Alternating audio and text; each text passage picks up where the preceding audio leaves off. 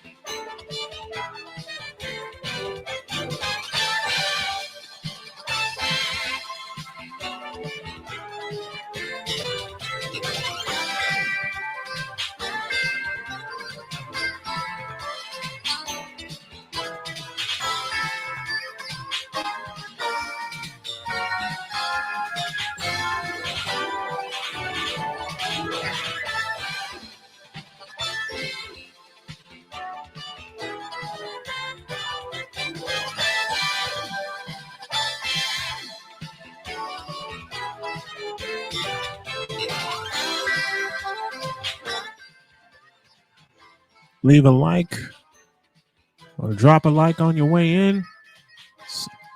Sit back, relax, and strap it down. If you're feeling generous, hit the Cash App for me and my family. Appreciate you guys.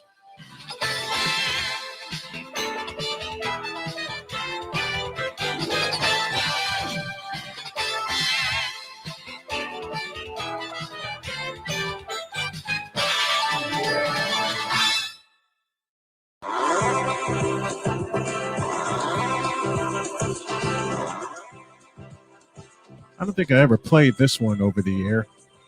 This is Break the Bank from 1976. Sounded good, so the hell with it. So after this one and maybe one more,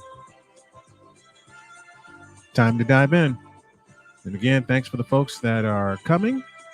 And thank you to Sick Biggie for dropping the first comment of the evening. There are going to be some more, especially with the subject I have in mind.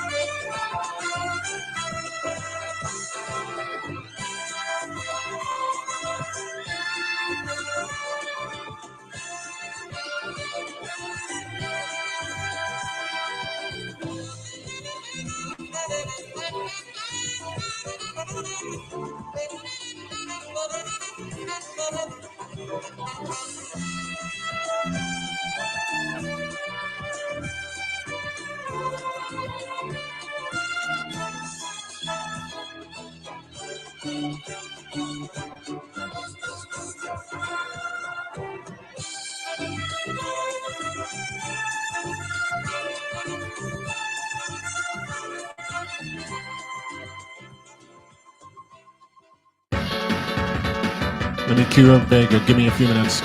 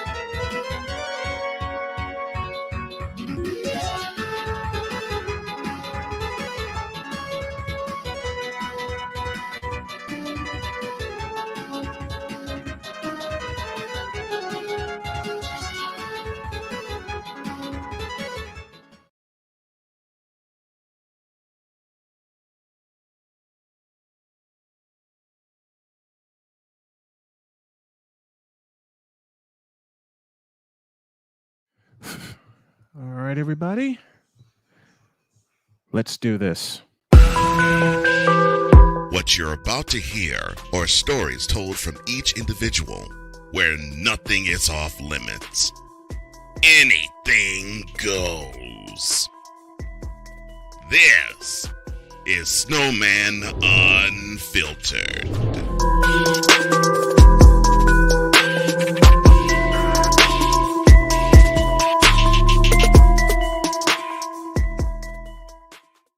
Certainly is Snowman Unfiltered. It's episode 3 thereof. A Pizzle's with us, hanging out, and he has a fantasy football draft going on in less than an hour. And I'm hoping to see Dr. Charles Faulkner as well, and a few others, because I had a chance to hang out on his live stream. And I know him. He's going to send some people over here. Yes, props to Cole Sports Indeed for the intro. He knew exactly what I was going for. And he did an audio version of, he did an audio intro when I first started Snowman Unfiltered. Let me pose a question, gentlemen. As we got Vega going here, and I'm going to restart it. But let me pose a question. And I'll start with this. Is it wrong for one man to tell another, I love you? Is it wrong to look into a man's eyes and say, brother, I appreciate you? Is it wrong to look in a man's eyes who has had an influence on you and say, you mean the world to me? Is there something wrong with that? I don't think so. I mean, hell, Emmitt Smith said those exact words to his fullback for many years, Darryl Johnston, in his Hall of Fame speech. I tell my son I love you all the time. I tell the brothers in the chat I love you. I say it every day before I sign off the air. I say it to my father-in-law. I look him in the eyes and tell him I love you. What's wrong with that? What's wrong with a man being happy? That's my other question, and that's another subject I'll touch later on. But you see,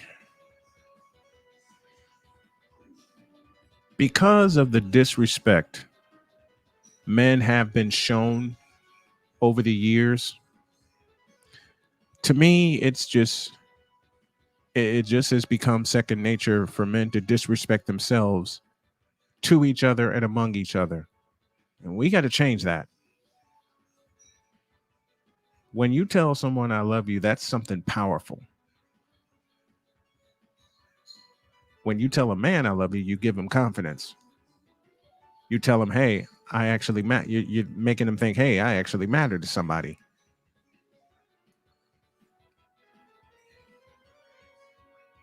You know what? You're right, Sick. Among the older generation, it may have been expressed differently. It wasn't said, but it was shown. Yeah, you got that right. But now's the time for men to use the words also, as well as actions. And one of the reasons I believe that men can't tell each other I love you, and it's like Six said, it's shown more with actions than words. But the words don't hurt. The words do not hurt. Every time I talk to Charles or any other gentleman that's been an influence to me, I tell him at the end of the call, I tell him I love him. Because I do. Told my dad that all the time, God rest his soul. God rest his wonderful, wonderful soul. I wouldn't have it any other way.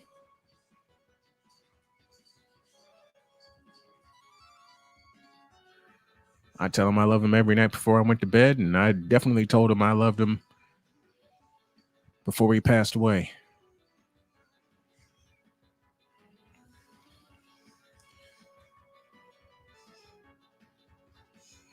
I tell Cole Johnson every damn day that I talk to him, on or off the air. And not just because of the kick-ass intros that he does or the segments he puts together for the show. I truly love him because he's been nothing but a friend to me. No judgment, no nothing. I told Tiny that too, sick. I told him I love him. Every damn time I saw him. My uncles, my cousins, give him a big hug and tell him I love him all the time. And you know something that came into the vernacular, I want to say in the 90s, that pissed me off? The words, no homo. When a man says to another, I love you, no homo. What the hell does that mean? Do you love him or not? Because he's a friend? Because he's been there for you? Because he's allowed you to be there for him? What's the problem with just saying I love you to him and leaving it at that? Did I miss a memo? Did I miss something? I don't think I did.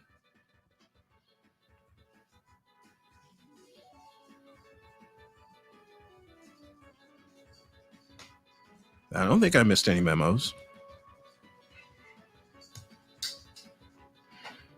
about telling a man how you feel, especially a man of authority, especially a man who has been an influence to you and for you. I mean, I had Rod Peterson on this morning, and that was the last thing I said. That was one of the last things I said to him before he signed off and went to do his show. Know what the greatest thing is? He said it back to me. Spirits are uplifted with those words, especially among men. Now, you can take that however you want, but if you have a man that's in your life that has been there for you, continues to be there for you, you know, gives you some poignant advice, continues to steer you in the right direction, what's wrong with that? What's wrong with telling a man you love him because of all that and a few other things? One of my best buds, Victor Locke, and I hope to see him this evening. Tell him that all the time. Why am I naming off men? Because they're men. Because they're men that have had influence on me. There are men that have been in my life either for a short amount of time or an extended period of time. And they mean something to me, quite frankly.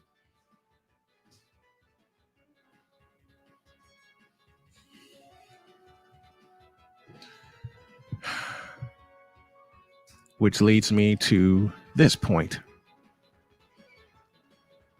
You know why black men are afraid to say it to each other out loud? Perception. Perception's a motherfucker.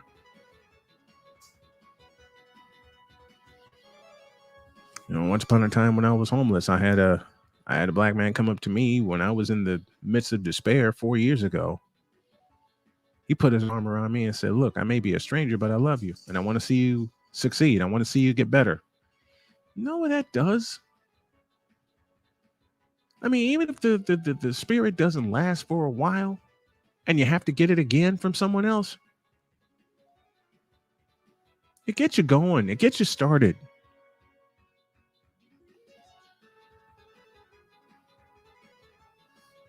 It gets you started.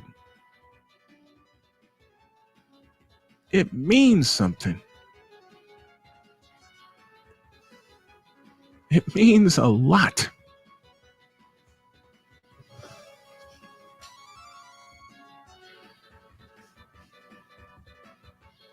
It means that there's a man in your life that actually gives 2/5 of a damn about you.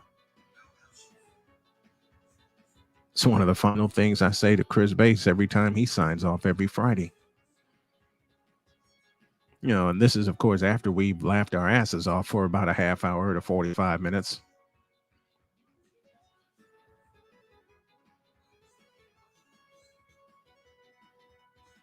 Muhammad Ali telling Billy Crystal, exactly, sick.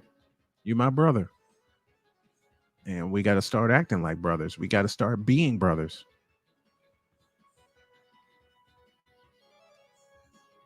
Show some love to the channel, whichever channel you're tuning in on. Hopefully it's the main one, Snowman in the Morning, by dropping a like. And if you're feeling generous, you can drop us a Cash App. You see the Cash App at the bottom of your screen. But if you need the tag is $ Tallman Dr. K50.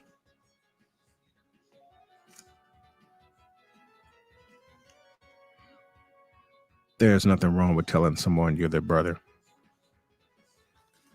Nothing wrong at all.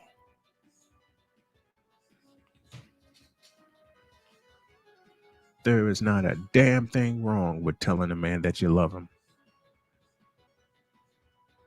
Just to lift his spirits up for part of the day or most of the day. When a man is told that he is loved, that he is appreciated, that he is celebrated, you know what kind of energy that gives him?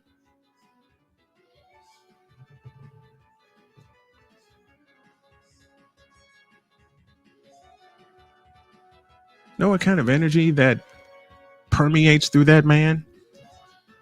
You don't know what's going on with him. He could be on his last mental legs. Been there, done that, got the t-shirt, burnt the sumbitch when I got done with it. And there are days I have to burn it again.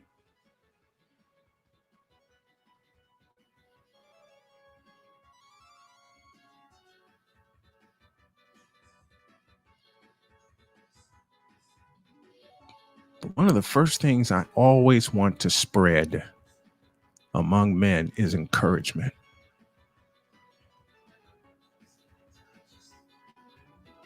Even with the smallest things, like telling them, I love you and I appreciate you.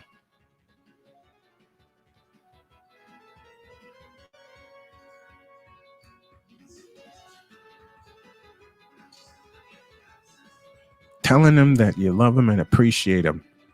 Even if it's just for something small, like just speaking to him.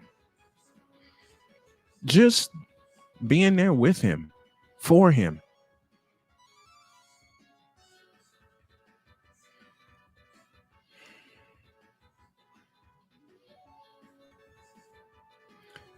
Victor Locke in the house with us. I'm tuned in on YouTube, brother, and I love you as well. Sadly, people look at the word love in only the romantic sense, so they get side eyes for that. Yeah, it's the truth.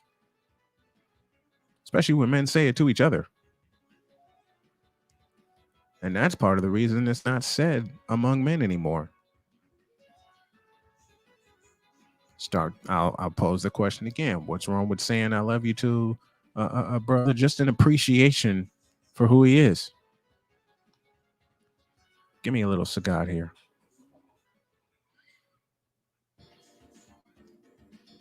What's wrong with saying I love you to someone? Just an appreciation for who he is, like Producer Clark. Every time I had Producer Clark on, met him a couple years ago when I appeared on Rod Peterson's show. He and I have been buddies since.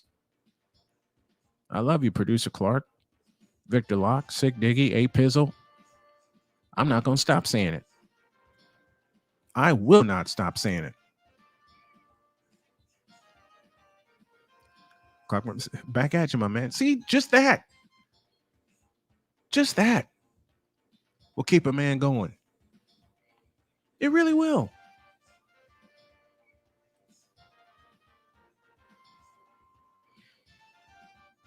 I've been told earlier today that my fight against cancer is an inspiration because I posted a comment in a play-by-play group I'm in on Facebook that says part of my healing is me doing play-by-play.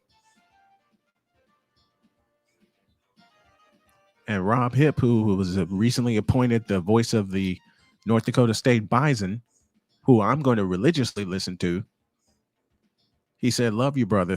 He said, "Got it, Snow." He said, "Get it, Snowman. Love you, brother." Nothing wrong with that.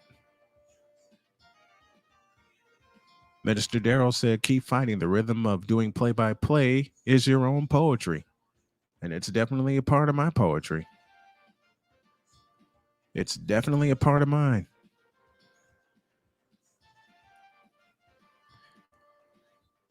Just for you, how about how Lance Lynn has been pitching lately? Been waiting to see that Lance Lynn.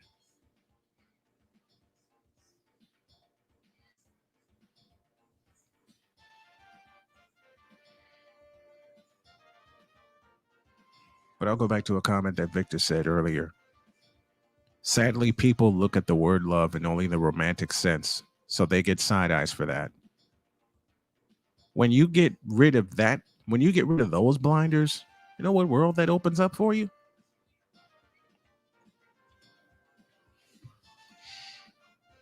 You know what world that opens up for you? And I'll say it again, and I said it earlier. How do you know a man's not on his last mental legs?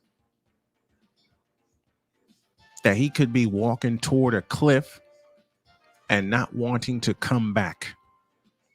Why do I bring that up? Been there several hundred times.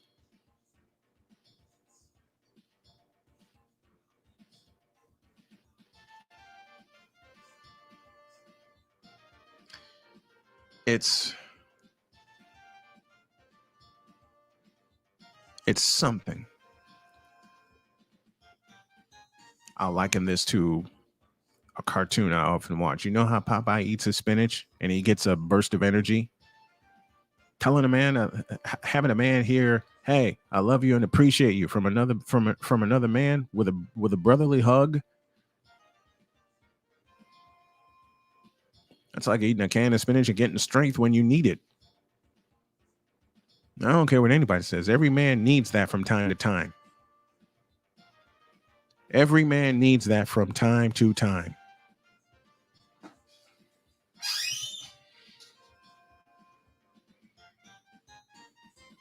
It just takes courage to let it out. It just takes courage to get it there. It takes a hell of a lot of courage, especially in this PC 21st century world, to be bold enough to say it. Louis Conyer, Sarge in the house. Shout out to him.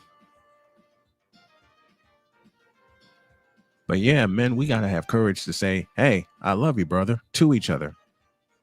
Don't worry about the side eye. Don't worry about the whispering in the comments. Don't worry about none of that. Because what you do when you say those words to a man, and I'll keep saying it, and I mean it every time I say it. How do you know he's not on his last legs, physically or mentally? And that he could be walking toward a cliff he won't turn back. He won't be able to turn back from, because in his mind, he thinks no one cares. Been on top of that mountain, nearly walked off the bitch. I nearly took that last step.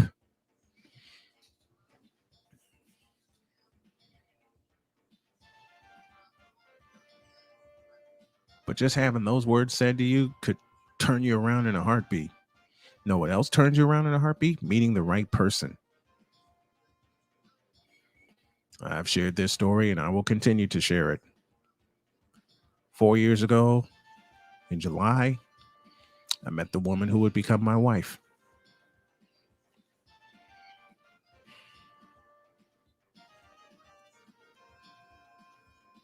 And I often get tears in my eyes, happy tears, when I talk about her.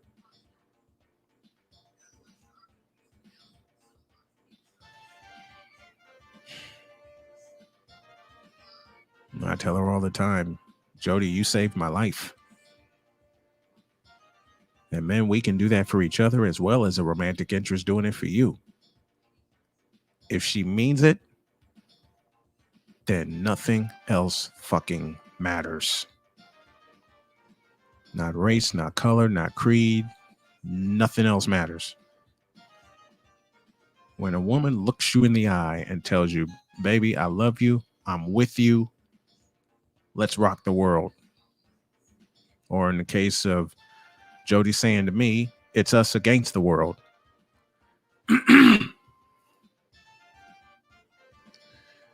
You know what's sick? There's a song that Brian McKnight did called Back at One. And the verse that I hear in my head all the time, especially when Jody's at work and I'm here in my home office, say goodbye to the dark at night. I see the coming of the sun. I feel like a little child whose life has just begun. You came and breathed new life into this lonely heart of mine. You threw out the lifeline just in the nick of time. Let me say that last part again. You threw out the lifeline just in the nick of time. You know how many men can do that for each other just with some encouragement?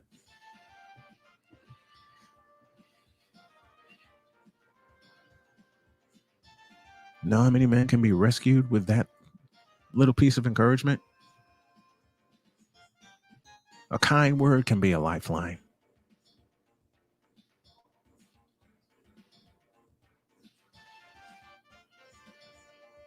A kind word from one man to another can be one hell of a lifeline. Got to be honest with you, there were some times people would tell me that, and I'm thinking, what's wrong with them? And then I had to think further, what's wrong with me for not helping him?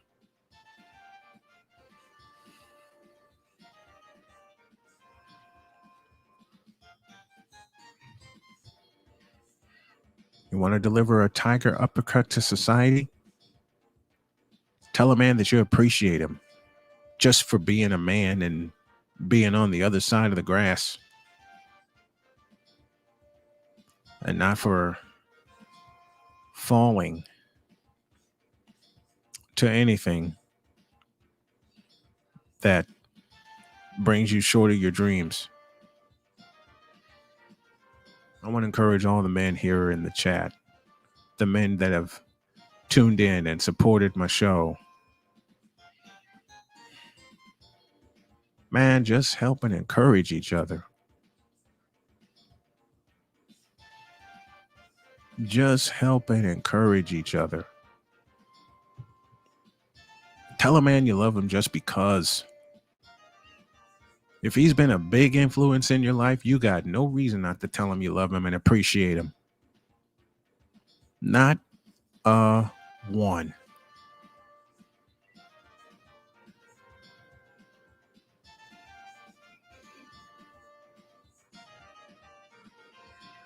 Tell the loved ones in your life that you do love them.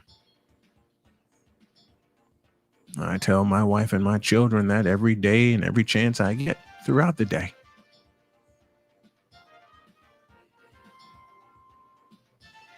It's like I said on Charles's live stream earlier tonight. You know the song that Jody walked down the aisle to me to? You're My Best Friend by Queen. Because she is my best friend.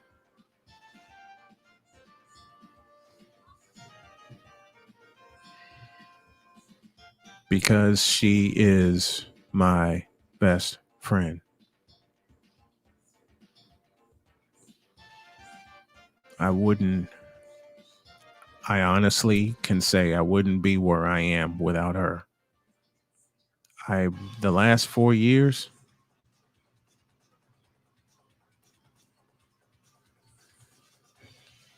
I would not be who I am and where I am without her being such a guiding force in my life. And that is the truth.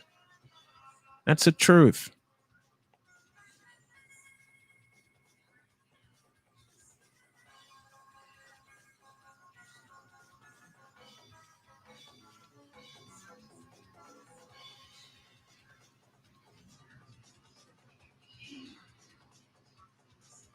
How many men today can say that with conviction? How many men can say, how many men in relationships can say that the woman I am with, the woman I'm married to, is my strength?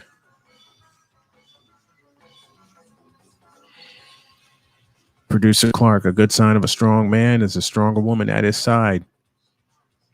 You're not lying about that. I can tell you 3 of them in my life right now. My wife, Jody, my daughter, Sonia, my daughter, Cheyenne. Give you 3 of them right there.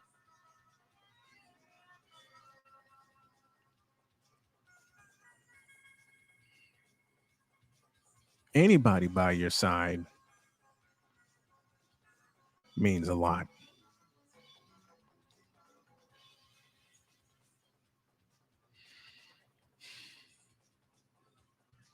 I'm on the verge of tears, so forgive me, but I always am when I speak about Jody. Because everything I've said about her and will continue to say about her until I'm called home is the truth.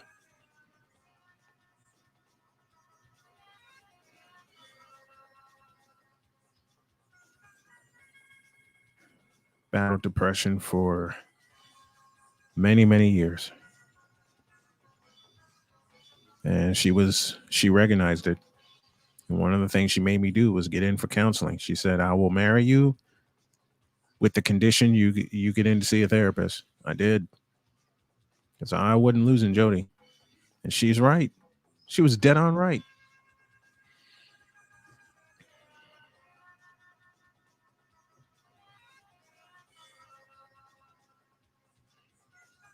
When you have that one gentleman, when you have that one woman by your side, that ride or die, as the popular vernacular goes, that is there with you, that is there for you, no matter what, there's strength right there.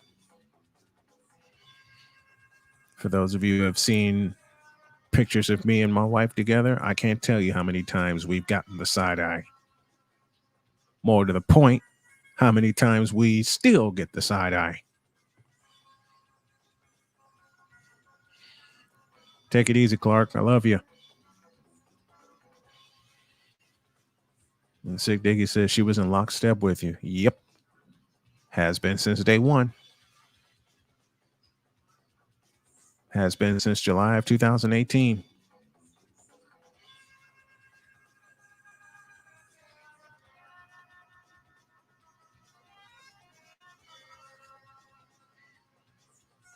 Thank you, Clark. Thank you, Producer Clark.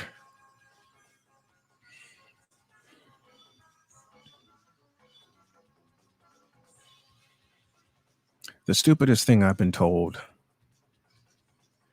the absolute stupidest thing I've been told, and unfortunately was told to me by members of my family, that I needed to marry a black woman just because she's black.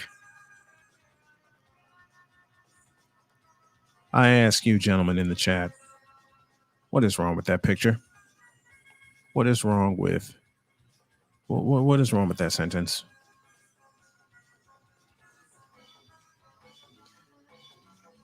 Been told often in my adult life, go where you're celebrated, not tolerated. Believe me, I was married to a black woman, and I felt more tolerated than anything else. I didn't feel appreciated. Let me say that word again. Let me say that key word again. Or I'll repeat the entire sentence. And A Pizzle, I appreciate you. I was not appreciated. And Lewis, bingo. Or as I say during my basketball broadcast, score it in a foul.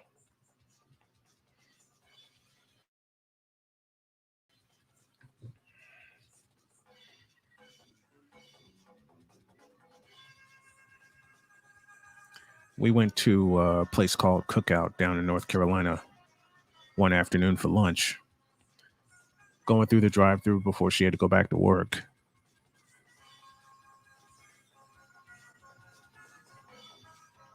And Jody caught on to the voice that was taking our order. And she looked at me and she said, "Get your wallet out and your card ready." I'm oblivious. I'm like, "What?" She said, "Trust me." Pulled up to the window, had my card ready, and got one hell of a rock's eyebrow side eye from the woman in the window.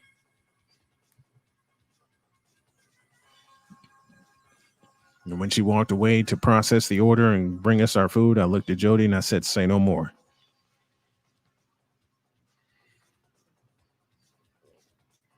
I said, say no more. How truthful is this? Society is now teaching people that men are not needed. Women can do anything and everything by themselves.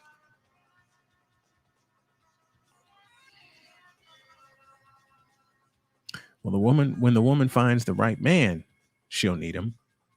Moral support, mental support. Nothing wrong with that.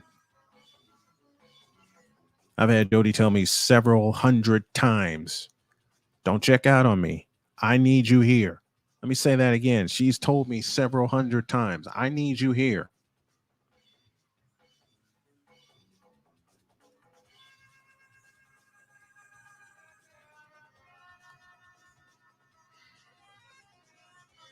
And yeah, I've had a fight and a half against cancer. And Trisha, good evening to you. Yeah, I've had a fight and a half against cancer, but she's been there every step of the way. Often giving me counsel on what to do. Very often giving me counsel on what to do. And this is the truth. Contents of character are still obsolete when it comes to race. That's the truth.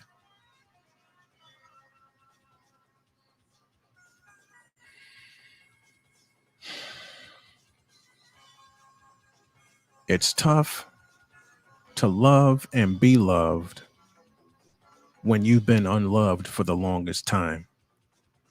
Let me borrow Charles Faulkner. Somebody write that down and put it in the chat for me.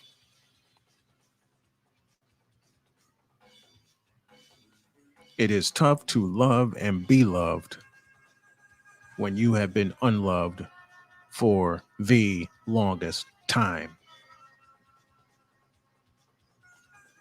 Not dare anyone to challenge me on that.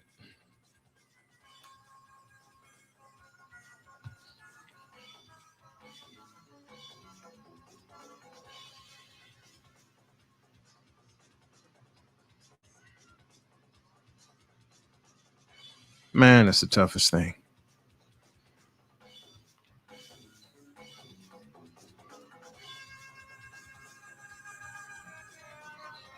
Thank you, Aunt Tricia. It is tough to love and be loved when you have not been loved for the longest time.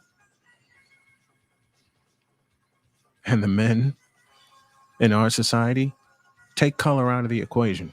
The true men haven't been loved for the longest time. Black men have not been loved or appreciated for the longest time. You know why a lot of black men deal with depression? That's one reason right there. They're forced to be robots when they grow up.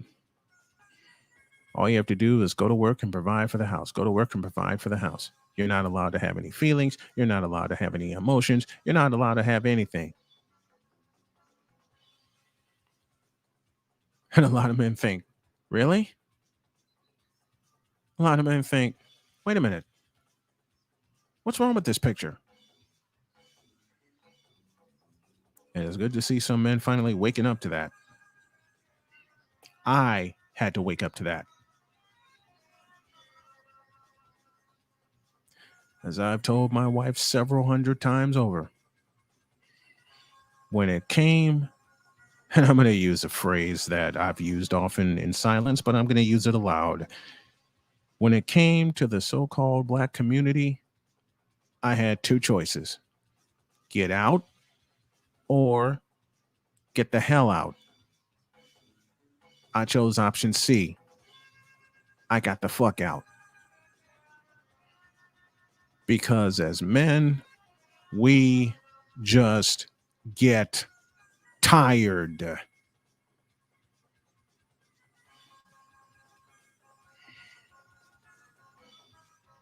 going to say that again. And Victor, you've heard me say this from the years we've lived together in Gary, Indiana, and from the 22 years you and I have been buddies. Sometimes you just get fucking tired. You just get tired. And what does a man do when he becomes tired? When he becomes physically and mentally tired and emotionally tired, he crashes. He crashes and burns. And thank you, Aunt Tricia, for this.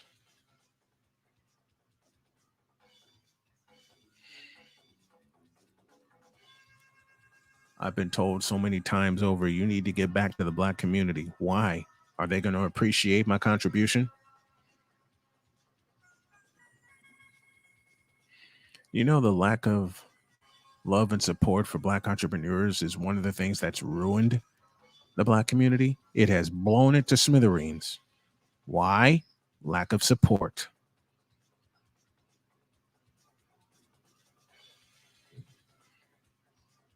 And ain't this the truth? Most men, especially Black men, are only necessary when someone else gets something out of it.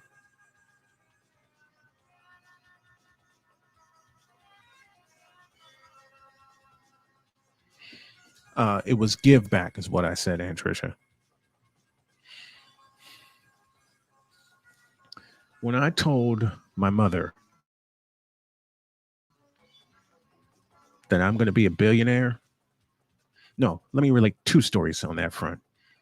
2013, was living with my mom, and the Bulls and the Nets were playing Game 7 of their playoff series. And I was talking to Mom about it.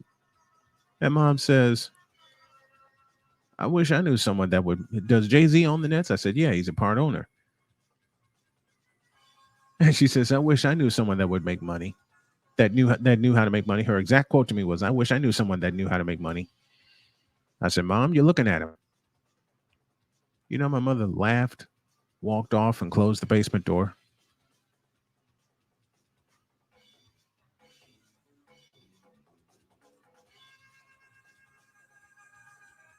She laughed in my face, closed the basement door, and walked away.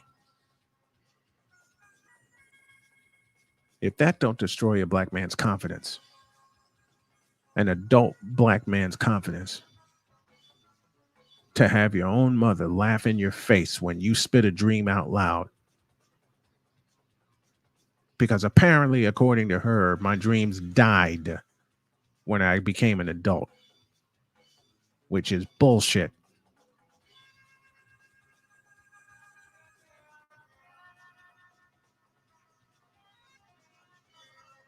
A couple of days later, she says, and when you make this money, are you going to give back to the Black community? I looked at her and I said, no. And she was frozen with that answer. And she says, well, why not?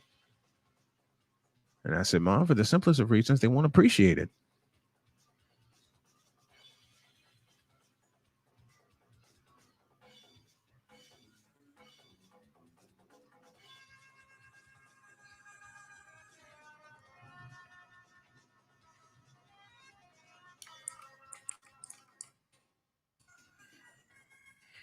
For the simplest of reasons, they will not appreciate it as a whole, and they will look to destroy it, any contribution.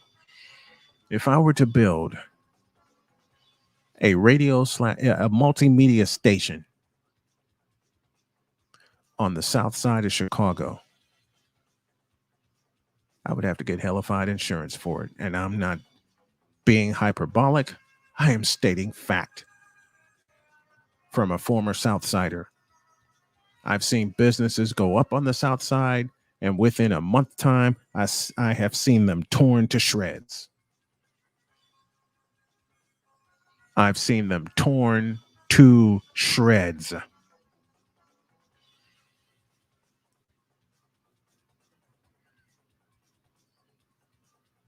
I have seen them destroyed.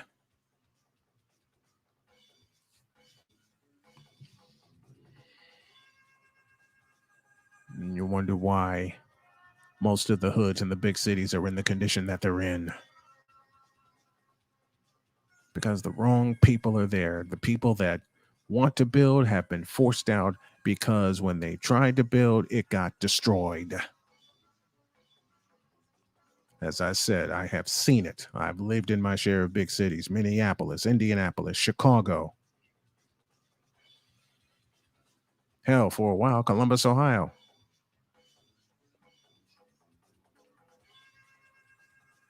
And Victor Locke just said it best: your dreams don't die until you give up on them.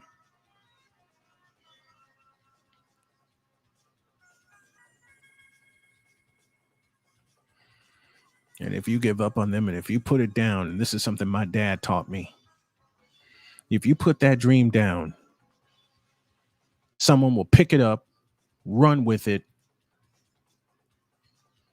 and leave you with a ton of regrets.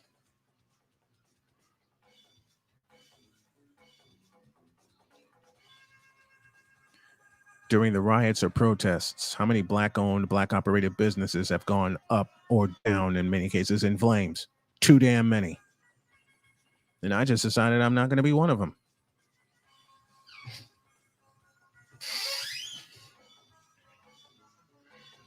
I just decided, you know what? I'm going to give to a community that will appreciate my efforts.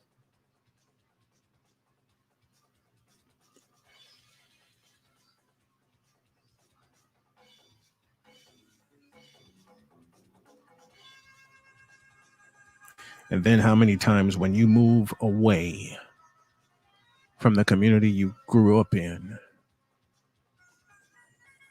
that your mom, my mom, you don't visit your mother often enough. Gee, I wonder why. Gee, why don't you understand that I'm trying to build my own? 1 minute you're telling me I need to save up to get my own place and my own set of wheels so I can stop using yours. And then the next minute, when I do get some money coming in, I'm just to hand it to you on a silver platter? No.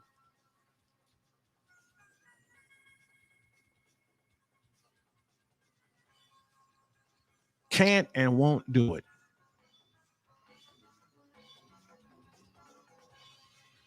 What you're hearing now is the many times as an adult that my mother has broken me down. And I'm not afraid to share my stories anymore. One year, night after Christmas, my friend Danny comes over, tells his new girlfriend, look, this is Brian, and he's a radio announcer. Know what my mom's retort was? Oh, please, he's nothing but a wannabe. I'm gonna let that sink in.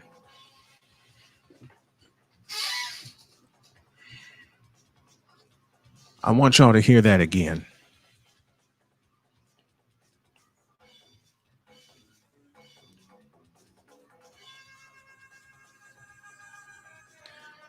My friend Danny comes over. I want to say this is 2012. Day after Christmas. Brags to his new girlfriend saying, hey, this is Brian. He's a radio announcer. And my mom's retort, oh, please, he's nothing but a wannabe.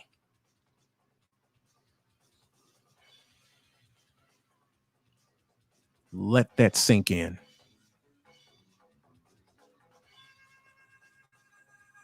Let that sink in. Her retort was, and I'll say it again, oh, please, he's nothing but a wannabe.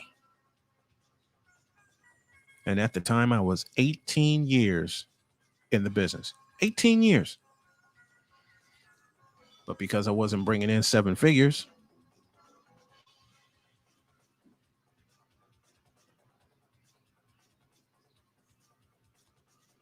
But because I wasn't building anything around us, but because I was struggling, 18 years means nothing. 18 years of blood, sweat, and tears, lost games, lost assignments because I couldn't get to them.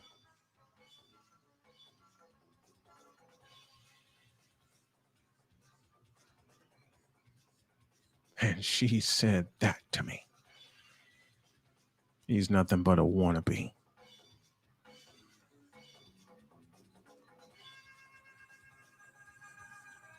And God rest my mother's soul, but does a wannabe give up on what he wants to do? Does a wannabe give up on what he wants? I think not.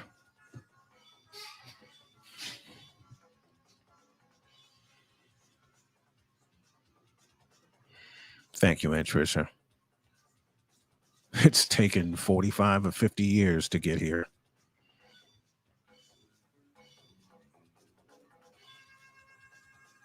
I absolutely love what I do. Is it a struggle some days? Yep. Do I want to quit some days? Yep. Am I going to? Fuck no. Anybody want to hop on? The link's now in the chat.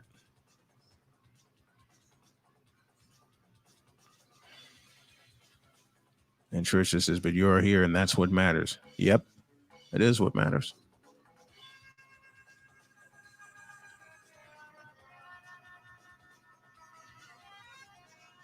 If you're going to come up and chat, please use audio only. It's my only request. And if you're feeling generous, hit the Cash App. The tag you need is $ Tallman Dr. K50.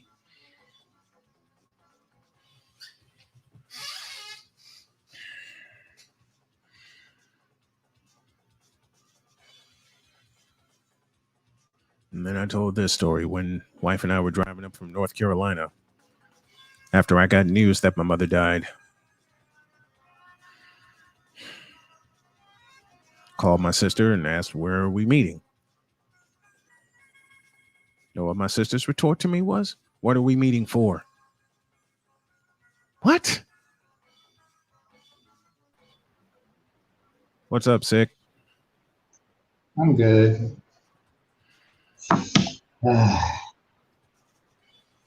I've been down a similar road like this, and I know where this leads to. I know it's kind of therapeutic, as one man would say. Sometimes you gotta leave the past, let the past be the past, and just move forward. Put it behind you and forget it. Getting all this out is helping me move forward. Believe me, getting all this out,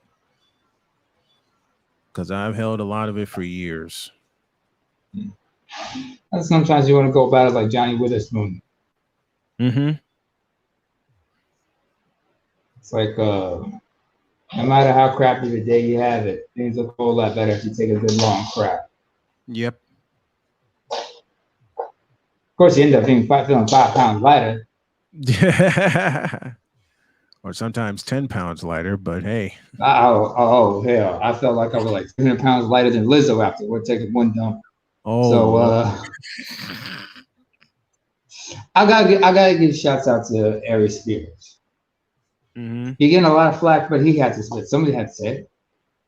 He called it. He said what everybody wanted to say. He said what everybody was thinking.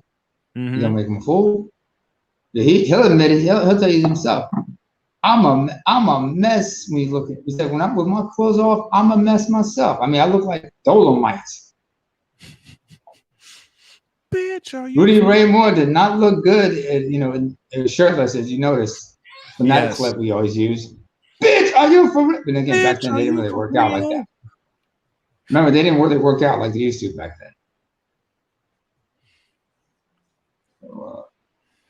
then.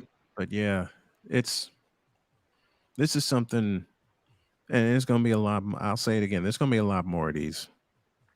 No surprise. Anyway, to answer the original question,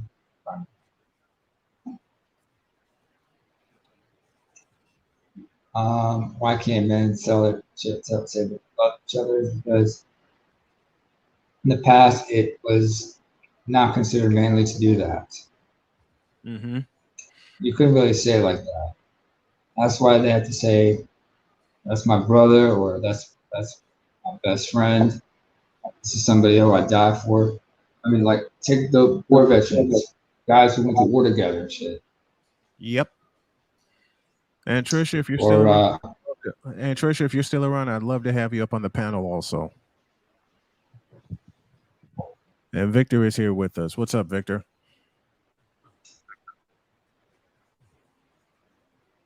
No, he was here. is he muted up? No, I don't think so. Hey, McCoffee, get up here.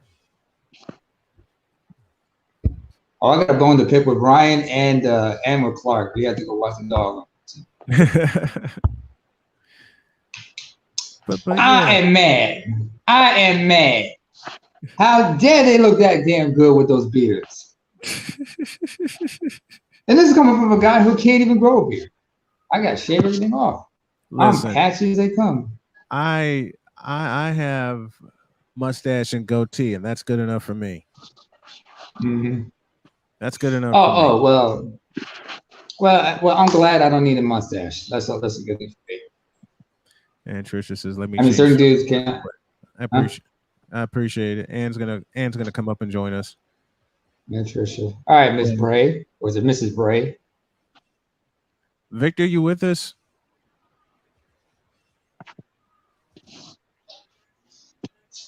How about he steps out? He steps out and comes back in. Maybe that. Yeah, I'm gonna drop him down. Let's see if he comes back up. But yeah, I mean, nowadays it's not even seen as fashionable to say "I love you" because no, it's not. It's not. It's seen as homoerotic. It's seen as homoerotic or some shit like that. I'm like, even gay guys don't tell they love each other, right? Because this is why you notice among black men, because black men are so insecure about their masculinity and sexuality that they say they always have to say no homo when they say they love you, man. Anything they do, because the phrase gonna come off as gay. I'm like, somebody once did that to me. I'm like, what are you doing? I'm like, what are you doing? Mm-hmm. I know you're not gay. That's why I'm not uncomfortable when you say that to me. Let me see if Victor. What made you think I thought that you were? Victor, you here with us? Doggone it. It's not us, it's him. I think he's something wrong on his end. He muted himself. All right, let me. Victor, check your settings. Check your audio settings. Oh, we got you now. Oh, okay, now. Okay. We got you now. Yeah, unfortunately, I can't use my headset. That's it. You were using the headset. I'm using my headset, but sometimes I'm on my tablet. My phone, I don't know, something wonky about it. Loud and clear. Yeah, we can. All right, perfect. Yeah, we can. Victor, how many times have you and I discussed this subject in private? I'm checking my settings. Okay, just checking the settings. All right. This is one of the reasons I'm glad I revived Snowman Unfiltered. I know I'm going to have guests very soon. Yeah. But conversations like this is why I revived Snowman Unfiltered. Mm-hmm. Too many to count. Too many to count. Stop. Neymar, you talk to Victor. I'll be right back. Stand by, y'all. All right. Okay. All right, B-Lock, what is good? Victor? Yes, sir. Okay. One question. The 83 in your name, is that a reference to your year of your birth? 83, yes. Oh, okay. I mean, you're older. I'm an 82 baby. In fact, I just turned 40 today.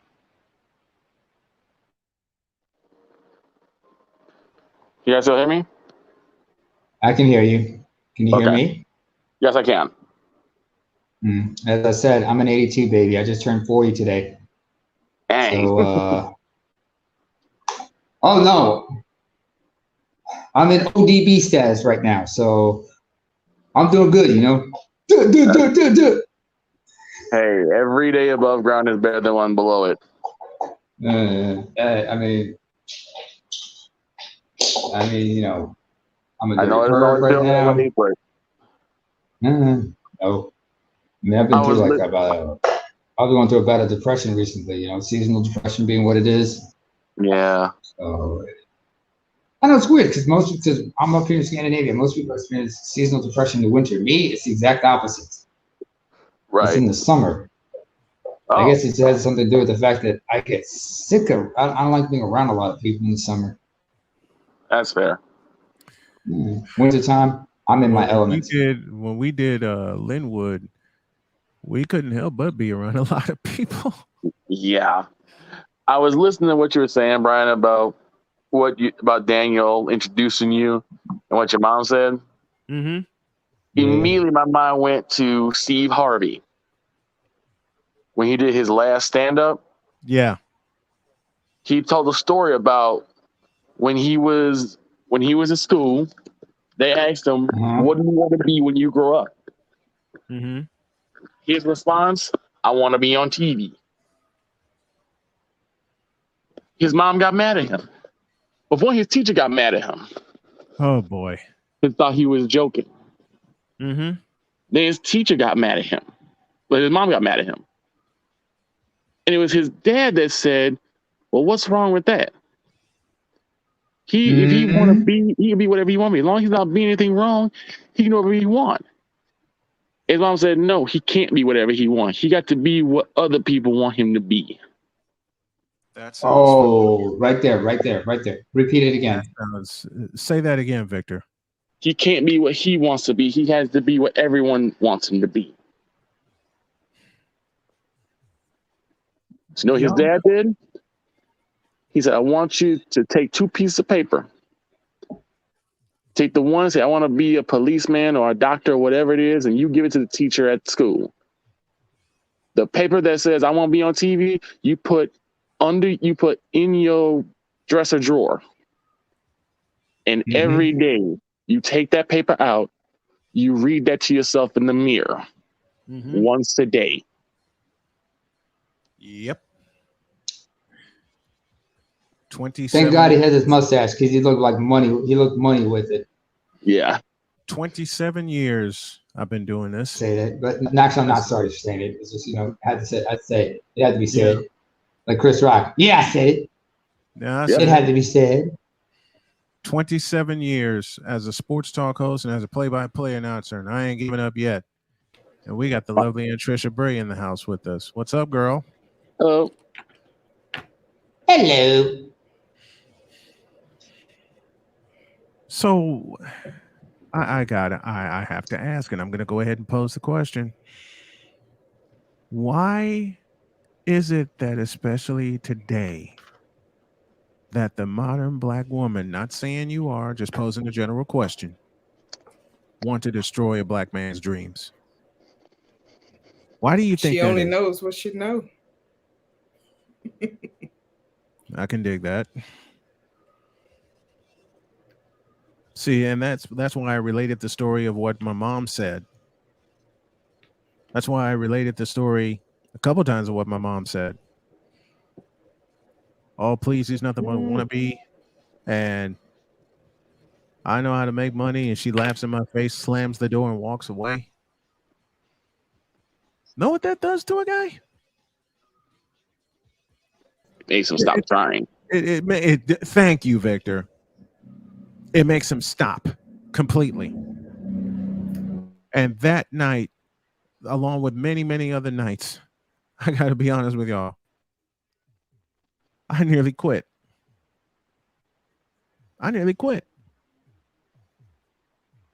Were it not for my dad's encouragement saying you can be whatever you want to be, don't let anyone, including your mother or myself, stop you. And then he slipped me a brick of audio tape so I can tape every Bulls game I can lay my ears on and listen to the late great Jim Durham do his thing with Johnny Kerr.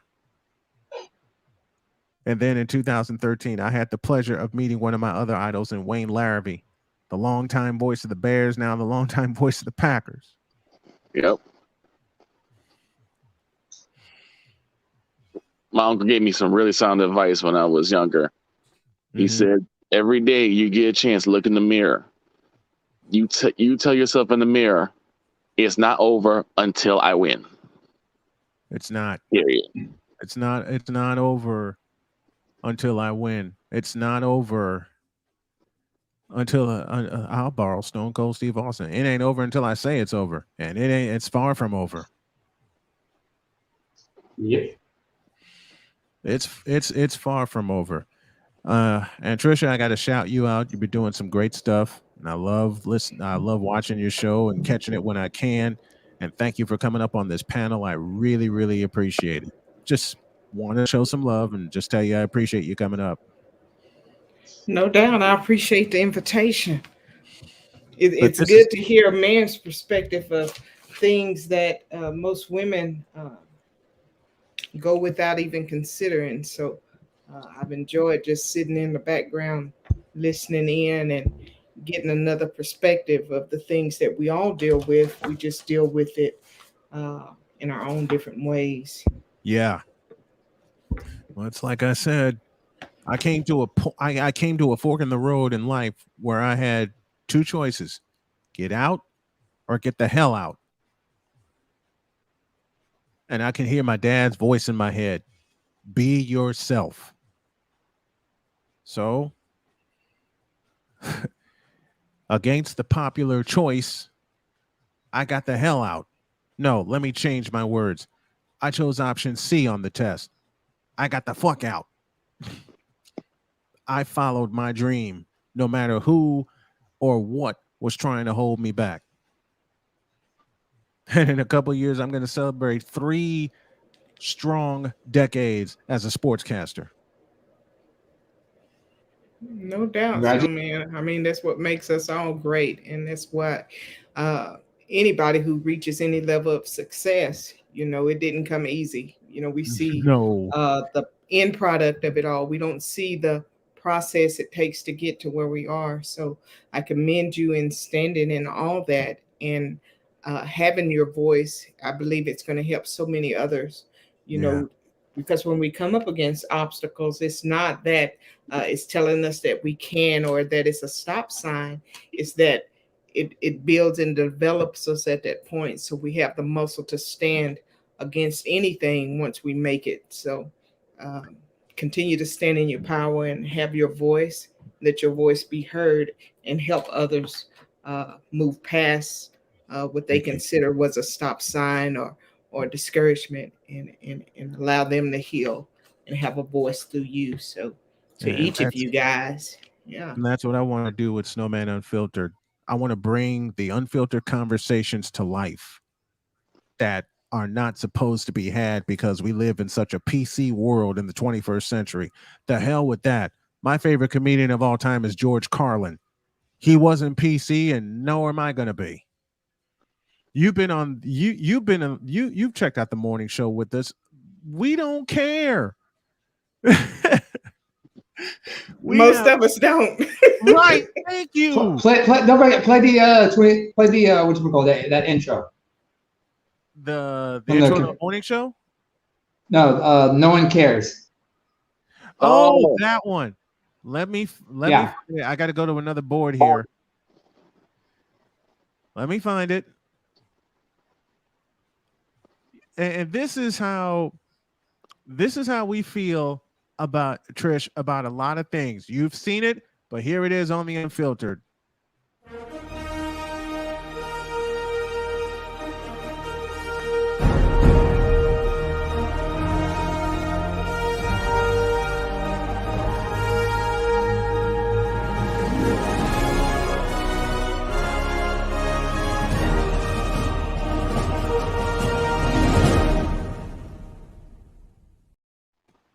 That's our attitude whenever we every day that we go on the air. Have you seen my show? Yeah. It's a wrap. Oh yeah. That's Okay. I love it. My rendition of that is I don't give a fuck. So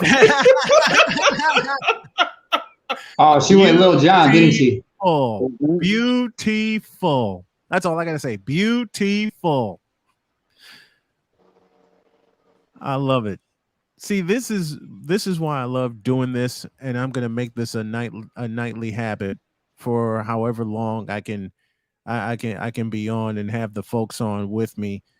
And Victor told me off the air that I think it was last week when he had to be in the office. Yeah. I was saving that my show was saving his life because it gave him something to laugh at every morning and dealing with some of the people he had to deal with. Yeah. This is why when I discovered Rod Peterson's show, almost 3 years ago, unbelievable. When I discovered Rod Peterson's show purely by accident, and I knew I had to have him on, those are the kind of relationships that I cultivate. Those are the kind of relationships I build, not because I have to, but because I want to. And something great is going to come out of it. What did Kobe Bryant say? I don't chase, I attract. The right things will come to me. The absolute right things will come to me. That's why as many times I gave up on my brand and on my show, I could just hear my dad's voice. I can hear my granddad's voice. And lately, I can hear my wife's voice. Don't you do it. Don't you give up on this. And how many times, Victor, have we been ridiculed for the way that we speak? You really want to know that? How many times? There's an infinite number that answers that question, because one of my favorite PA announcers is the great Gene Honda. Yeah. PA voice for the Chicago White Sox. And I've been told by black women so many times, you need to quit speaking like you're white. I'm just speaking correctly. What's the problem? Hey, I got the same thing. I got that at Linwood. I was going to say, what that mean? Thank you. Thank you. One of my new favorite sportscasters is one of the lead correspondents for the Chicago Bears, and Lawrence Holmes. Lawrence Holmes, yep. And he asked the same question because he got approached to him numerous times. Oh, yeah. I've read articles on that. You've shown them to me. But speaking white, what is that? And you ask the question, what does that mean? I'll give you one better. I had a game to do at Harlan High School in Chicago. So I'm warming up. I'm getting the music ready. I'm ready for the introductions. And I've had at halftime, I went to checking at the office, and I had a kid come up to me and say to me, "You're not a good announcer." "Why not?" "You're not making it fun." Well, it seems like the full house I have in front of me seems like they're having fun and they're loving my calls. What's your issue? His retort was this, and I quote, "You need to bring it back to the hood." Close quote. I don't do hood. White or black? I can't do hood. What does that mean? I don't know. I don't do it. Trish, I wish I would. Victor can vouch because he's been on assignments with me where that has been said to me. Oh, man. I mean, that and worse. I looked at this little motherfucker and I said, look, when you get a microphone in your hand, you speak the way you want to speak. But given the fact that they're paying me $200 for 4 quarters, it's a lot more than you'll ever bring in a single day working 8 hours. Now get out my face. I had this happen, and Brian can vouch for it because it was in Linwood. Yes. I was doing a call for the public address, and I'm pretty sure this man was probably on his 3rd beer of the afternoon, not even the evening, of the afternoon. Yes. Well, it's 5 o'clock somewhere. Yeah, it's 5. It was. And it was at the time. All right. I'm going to the call, and he just walks and says, "Why you be talking white?" Oh Lord. I think And that I was said, the same dude "Excuse that me?" approached. I think the same dude that approached me that same day. I'm pretty sure it was. Right on his 9th beer of the afternoon. Mm-hmm. But he said, "You heard me. You ain't white. Why you talk like you white?" And they had Wait, to you ask, mean you're not "Am I?" white? This is a scandal. You mean you're not? Oh wait, does that mean I got kids with swimming lessons? Wait, what do you mean I'm not white? I felt like it. Oh, you tell that. You remember Richard Pryor in Yeah. Seeing No Evil? Yes, And Lord. then on the bus, it's like when like his sister was trying to say him pretending he could see was like trying to pass for white, and then he just goes off and says, "You mean I'm not white? Oh, I'm not white." Feels like he touches his face. He touches his afro. Ah, goodness gracious! Why didn't you tell me? Did Dad know? Y'all have seen pictures of my beautiful Jody. Do you know how many times Jody makes that joke with me, and we just laugh our asses off the entire night? And she'll just a lot of people will read this as offensive. We used to work at Amazon in Durham, North Carolina. When they would see Jody and I like mess around with each other and joke around with each other, they would look at us like she was being totally serious. Cause she'll say stuff to me like, "Mister, get back to your line." And I drop my head and walk away, and I'm laughing at the same time. I'm laughing my head off. People This 5'3" little thing is trying to tell a 6'5" black man what to do. Of course, it's ridiculous. You got it. You got She's a 5'3" white woman is telling a 6'5" black man what to do. It looks completely absurd. It does look. It's absurd. Ridiculous. And you know the best thing, and she just best thing we did was take full advantage of it. We took full advantage of their attitude down in Durham, North Carolina. We took full advantage of it because every day we would do something goofy with each other if we're like on opposite lines or on the same line. You guys worked at Amazon?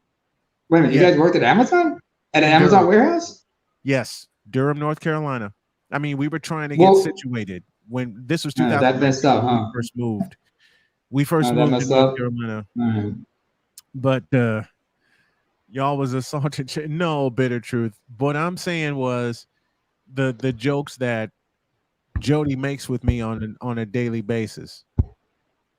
And for those who know us, who know we joke around with each other all the time, those who like really got to know us picked up on it and fed right into it.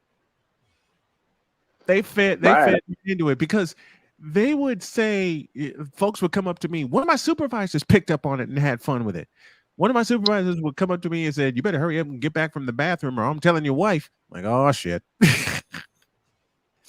and they knew I was not well physically. I was getting sick at the time. But man, we would those who knew us would take full advantage of the opportunity. And they would just come up to me and like, "You better be nice or I'm telling your wife." I said, "Oh yeah. And what if I don't?" And they'd start cracking up. I didn't tell you the crazy part about that whole conversation. What happened?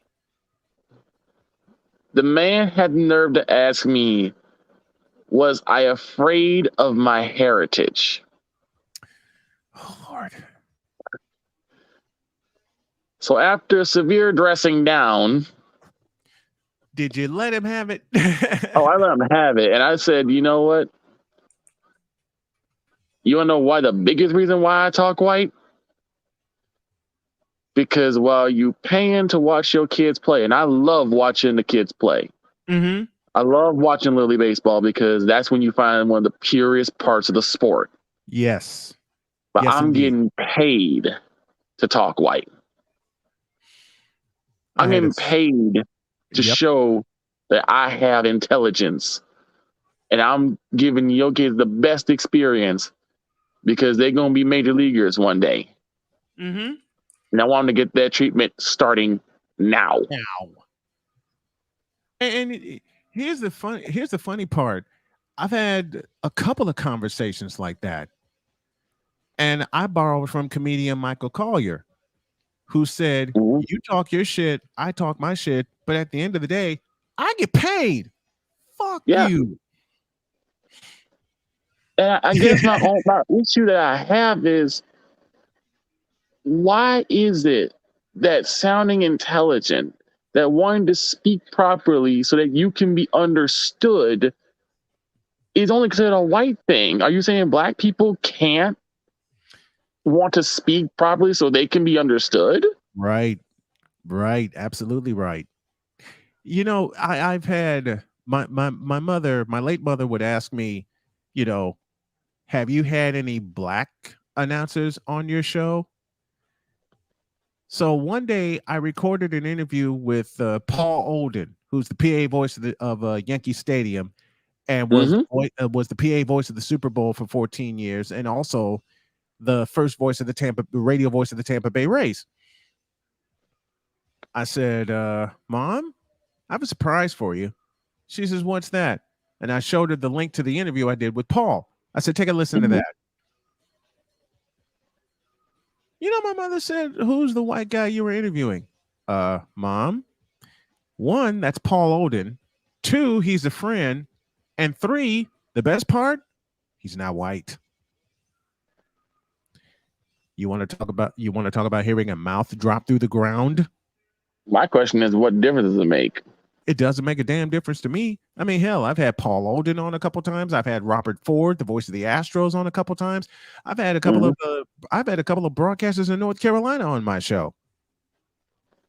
All black. And they sounded the same way Victor does and sounded the same way I do. Fucking intelligent. Exactly. I mean, all of us here in this chat, we all sound intelligent. Thank you. So what's That wrong doesn't change our race? So what's wrong with a black man saying, swinging a chopper to the right side, the second baseman has to flip to second for 1, return to first, double play? Hey, I don't know what I sound like, but I definitely know what I am and what I look like. How about that? Thank you. You sound southern. And you know what? You sound That's southern the only thing and that warm. matters. Where are you at, and Trish? Trisha? Where are you located? Huh? Oklahoma. Which city? Be you Cowboys or be you Sooners? Sooners. That answers my question. It depends. I like Cowboys softball. Okay, I can dig that. For the most part, I like Northwestern softball. Football. Yeah. I like Northwestern softball. Well, football it's Sooners, but then again, when it comes to amateur wrestling, it's the Cowboys because they produce more national champions than any other program ever. Except Iowa. Hell, I mean, you have any idea how many of their how many alumnus they have who are national champions or All-Americans who've gone on to become successful MMA fighters from Oklahoma? I mean, take for example, Drew has a great question. What does color have to do with speech? Not a damn thing. It doesn't. Because take me for example. Take me for example. I'm an East African, which means I'm original black. Well, quasi. Well, semi-black, but that's not. And I have vitiligo. There are parts of my face that are turning white. So I always mess around with certain people by saying I'm full black but part white. Try to figure that out. You know they won't. You know. No, I want them to. I mean, even on Charles's Hangout, I have fun with that. I have it. I make jokes about it. Sometimes I put in. I'm like there's been a couple of times where I would change my name to something utterly ridiculous. Like I'll make it sound Greek, Latin, or I'll make it sound Latin. I make it Vitiligus Africanus. And they're like, "What the fuck is with the name?" And exactly. I'm African, you know. Vitiligus Africanus. When I first got into online chatting, I want to say it was 1995. 1995. One of the original names I would use, and no one knew who the hell it was a lineman, an offensive lineman from Northwestern University by the name of Paul Janis, number 74. I don't know why that name stuck out to me when you had Darnell Autry and Brian Musso and the rest of those guys from that Rose Bowl year, but that name stuck out to me. And what's his name? Paul Janis, Janus. He wore number 74 like for Northwestern. Paul Janis, okay. Someone finally yanked me aside and said, "Who the hell is Paul Janis?" Because they recognize me. They know I'm a sports buff, or as my wife calls me, a sports nerd, which is fine by me. I'm a black nerd. I'm a nerd, and I'm a sports nerd. Damn it! And I love every one of those. I'm a blurred. I am every bit of one. But when one of my friends yanked me aside to say, "Who the hell is Paul Janis?" I fell out laughing. And I said, "You finally figured me out." And he's cracking up and he goes, "Yes, now who is Paul Janis?" So I showed him. And he said, "How'd you come up with that name?" Because the game I got it from was when Northwestern hosted Penn State. And they showed the offensive line. And the name that stuck out that they highlighted was Paul Janis. I said, "Okay, cool. I can do that." Yes, it's 10:40 at night, but we have Ryan McCoffey in the place to be. What's up? What's happening, everybody? He's alive. Yes, because I didn't kill him when I used the Mumra. I did the Mumra chant, and then you know what Cole did after that. Well, at least it wasn't Monstar. I'm going to figure that one out next. But see, Monstar Limbo. I have that clip of Ryan, just saying dead after Cole put that picture up.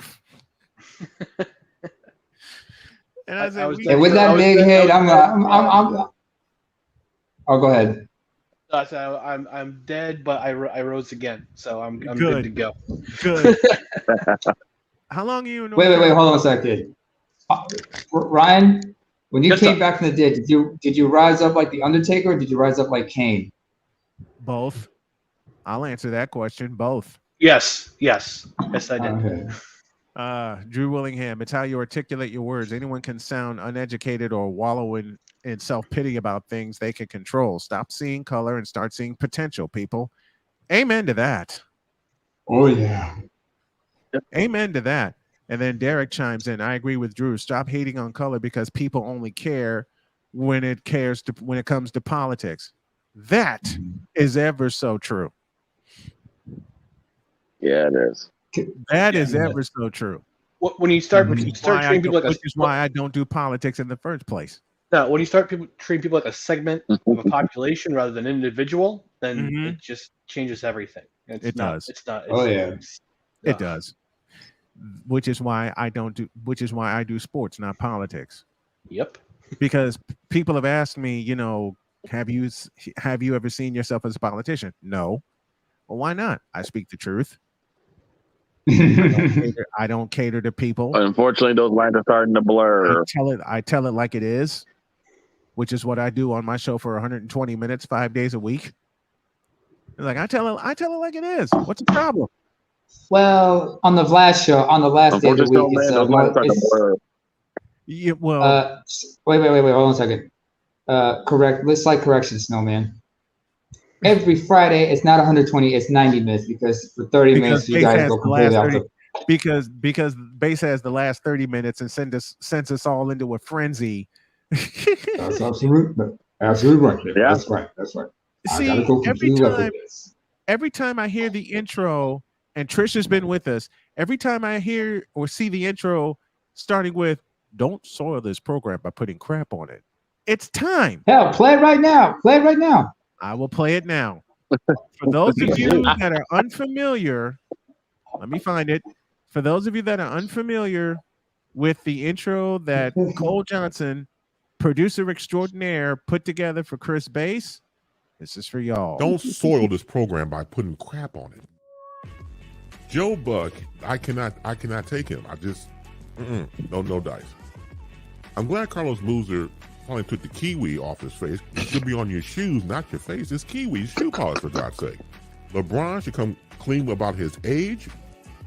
I wish baby Jesus that I had alcohol in this container because I need some after watching Screaming Nate Smith. Baby Jesus? Really? 6 pounds, 7 ounces. Go tell 5 of your friends and 8 of your enemies that Chris Bass will be in the air.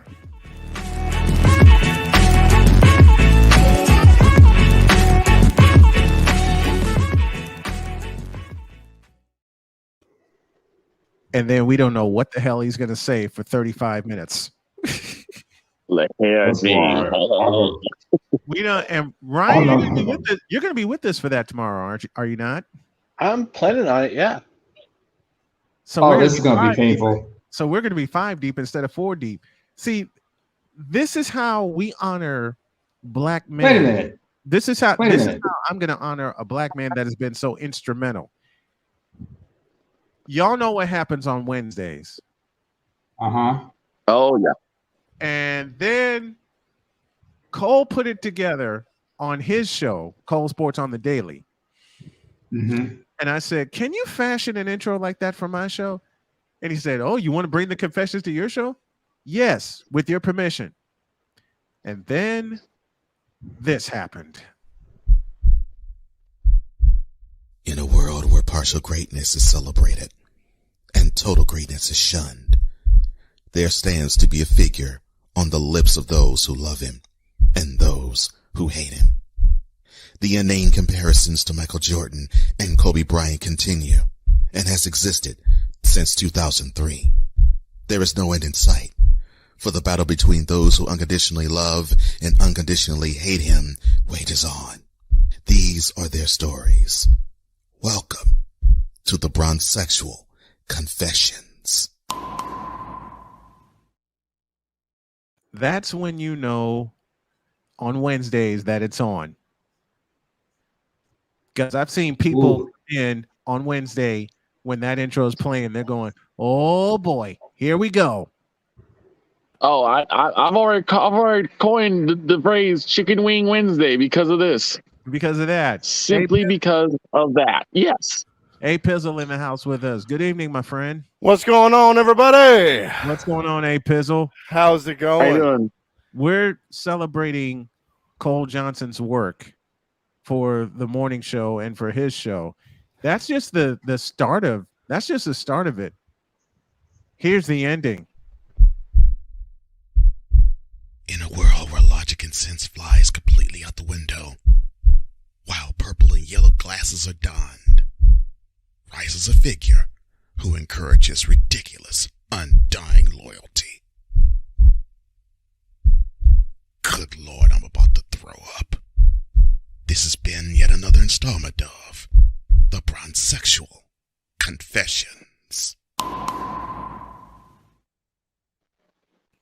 Have y'all noticed that the heartbeat slows down at the ending? Yeah, it does. Yeah. It's like a slow, painful death. Thank you. It's a slow, very painful death. It's like it's more like when you start up, you're full of energy, and you just want to let everything go, and you vent, and finally the heart rate slows down because you've gotten all that anger out, and you're like, I'm good now. I can get through the rest of the week.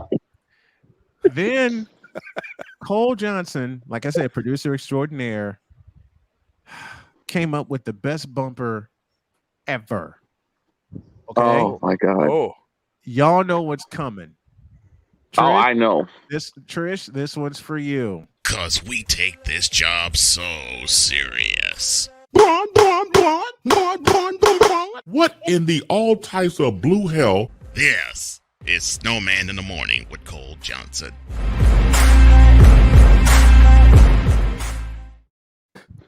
I take partial time. credit for inspiration for that, by the way. Taking partial credit. I'm a little confused. I'm a little confused about something. I got to ask this question. Yes. First of all, are those actually sea lions or those anorexic walruses who just got the test? I don't know. All I know is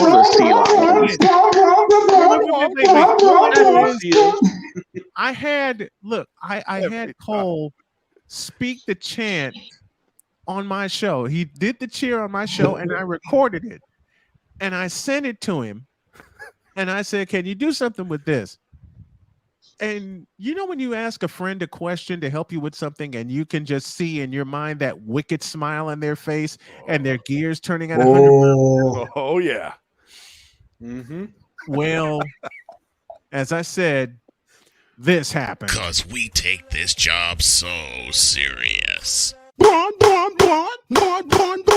What in the all types of blue hell? This is Snowman in the Morning with Cole Johnson. It's not the fact that he said what in the blue hell, which is what I say often. All types of blue hell. All types of blue hell. All types of blue hell. All types of blue hell. Well, think of it this way. Think of how this whole thing comes to. Think about how this whole thing comes together. You have, because we take this job so seriously, and the next thing you see is a seal just saying "brawn, brawn, brawn, brawn, brawn, brawn, brawn," and then you got Bass, who's like the principal of this class of clowns, just walk in and say, "What in the all types of blue hell?" I mean, My thoughts exactly. Wait a minute. Derek asked a great question. Is there any structure in this episode? There was. Then I opened the panel and we decided to go off the rails. And here we are. Absolutely. Charles, I see Charles in the chat. Charles, that's for you. Come on up.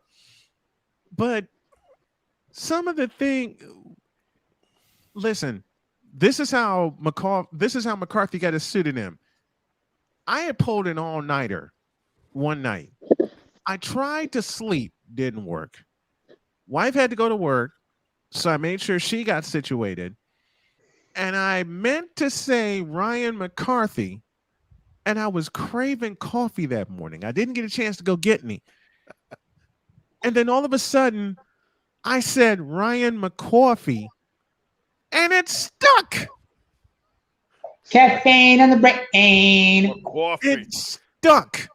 Yep. And to the point where Ryan has made the joke with me, and he'll continue to put some respect on my pseudonym, Ryan McCoffee. Coffee. It stuck so well. And of course, Cole went to work with his production skills, which I made Cole the executive producer for many a good reason. This is one of them.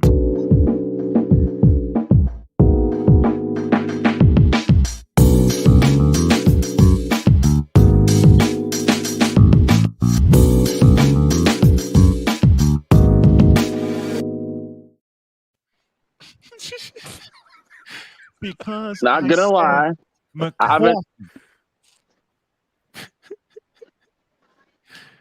gonna lie, I've been steering clear of coffee for the most part.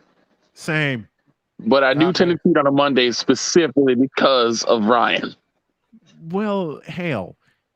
See, McCoffee has this 30-ounce cup. McCoffee has this 30-ounce cup. And I asked him about it one morning, and I said, how much does that hold?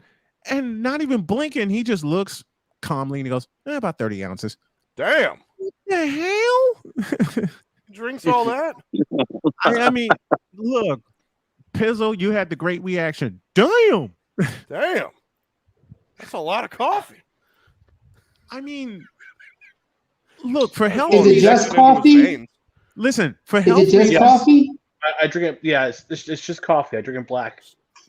You sure it's not Irish coffee? I made that mistake with Irish coffee. I will neither confirm nor deny. You don't have Good to. answer. I'll have to bring that up with the committee. And then you can always plead the Fifth Amendment, Ryan. Plead the Fifth. Plead the Fifth. There's another I'll intro. incriminate myself in a court of law of any wrongdoing. There's another intro that Cole put together, and he just sent it to me today with a couple of my favorite lines. This one's for Chris Dietz. Passionate. Come after me. I'm a man. I'm 40. Unflinching. Let's go back to losing. Parking was easier. Unrelenting. They're not going to keep him off the field tonight. Totally. This one has a chance. Dietz.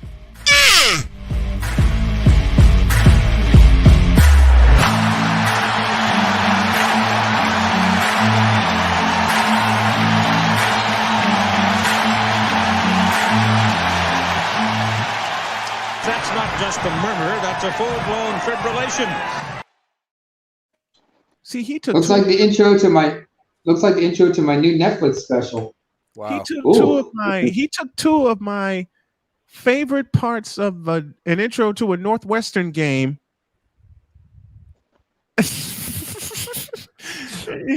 Let's go back to losing. Parking was easier. Parking was easier. And then, Wow. and then then at the end, I love the way Cole put it together, because at the end you hear the late great Keith Jackson go, as you look at you hear him go, that's not just a murmur, that's a full-blown fibrillation. That's awesome. See, you wonder why I appointed him my EP. He's just an evil genius. That's all we can say about him. You know, when Absolutely we speak an legendary. idea on the when we speak an idea on the program, you can just see the gears in Cole's head flying. They're not even turning. They're flying. We got this for on the hot seat.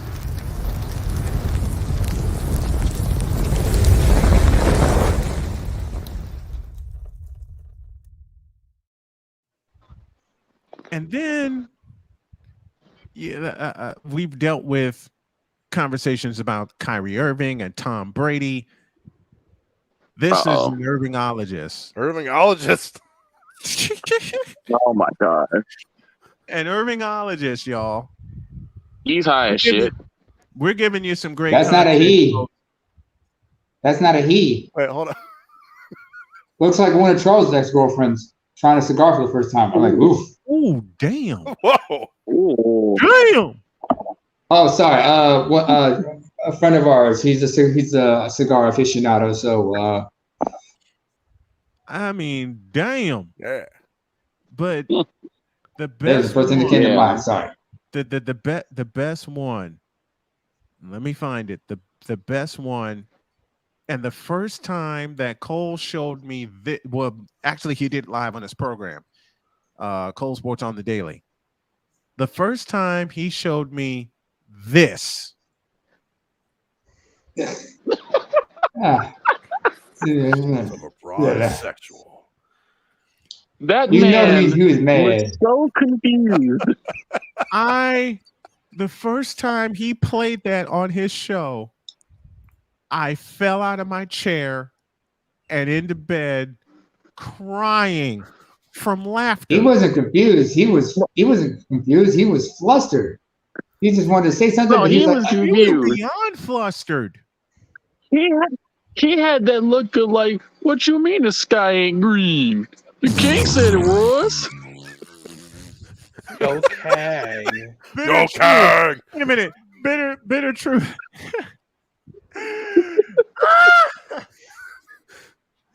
Best question of Good the night. answer. Oh no. The fuck is a bronsexual? Turn back now. You don't want to go down rabbit hole. No. If you send me down, if you send me down this rabbit hole, you know what? Then we get Hold this on. Let's get.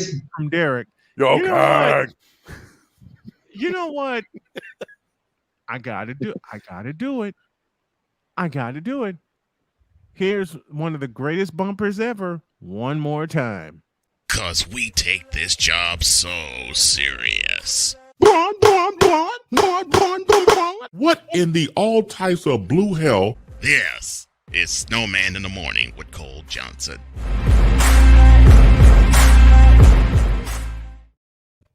First you had the seal, and then you had bass at the end of it. What in the all types of blue hell? I've never heard.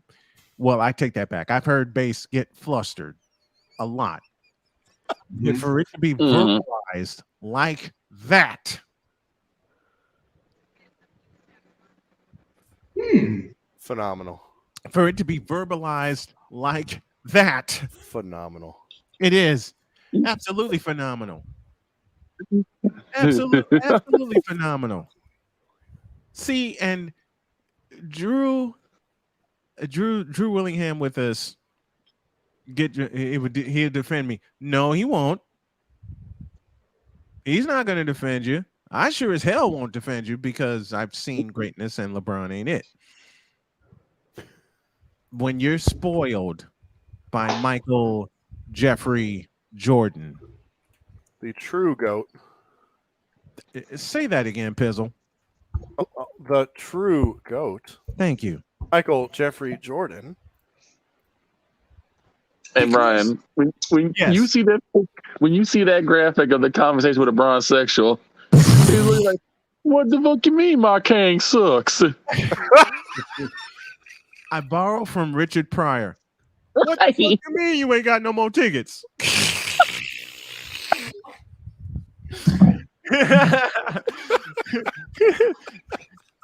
and the line and the sequence he got that the sequence I got that Richard Pryor was talking about how black people and white people get tickets for a concert. Yeah. See, white people get their tickets early, 6-7 months in advance. Niggas wait till 2 minutes before showtime and then show up to argue.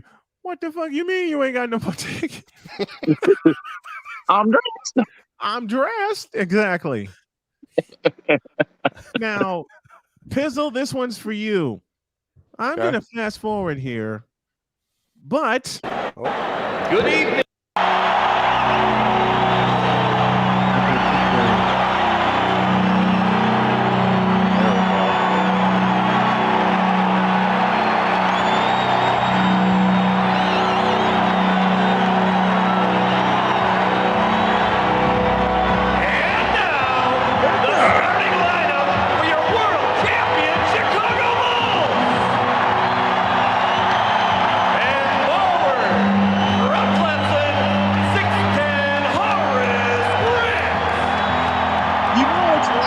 joint when the cameraman can't find where he's supposed to be. 6-7 forward from Central Arkansas. Well, when the lights go on. Them goggles. Yes. Every part of that. The man in the middle from San Francisco, 7'1", Bill Cagrath. A 6'2" guard from Iowa, DJ Armstrong. Next 3 words. From North Carolina, head guard, 6'6", Michael Jordan. And Darren, one more time for A you. 6'2" guard from Iowa, DJ Armstrong. From North Carolina, head guard, 6'6", Michael Jordan. And nobody's more All hyped you up than had Benny to the hear- Bull. All you had to hear from North Carolina and the That must be Aunt Tricia right there. How you doing? that's the lovely Aunt Tricia. Good. How did I end up on the screen like that? Well, you turned on your camera, my dear. I had to take down the My camera been on, but I wasn't on this screen. well you Oh, are now. okay. Well you are now. You know what? Let's have some fun with it because well I gotta turn the light on here. Lights. We're having all kinds of technical difficulties, so bear with us, folks. Roll with it. Roll with the punches, baby. Roll with the punches. Baby. That's what we do. Live. And I got to do this again. Head coach of the Bulls is Hey, Pizzle, you a know 6'2" guard after DJ from gets Iowa, introduced, DJ you know the next 3 words. From North Carolina, head guard, 6'6", Michael Jordan. Whenever Now, you Brian- hear from North Carolina, it's over. Now, Brian, was this 92 or 93? 93. This is 93. Okay. Because I know 93. Paxson took Paxson was there before. Pax started at point guard, and then BJ took over in 92, 93. That's what I thought. That's what I thought. Turn this off, and I'm going to put this back up here. But you know what I would love to see? all you had to hear was from North Carolina, and you didn't hear anything else. Nothing. Just to get the bronze sexuals mad at me, I just want to say this. Hit him. Go ahead. Go. Hit him. You know what I want? Here's what I want to be stated when the season starts, when the NBA season starts. When the Lakers when the Lakers have a home game and they're announcing the starting lineup. What I want for LeBron is to experience the same shit that Daffy Duck experienced in the original Space Jam. At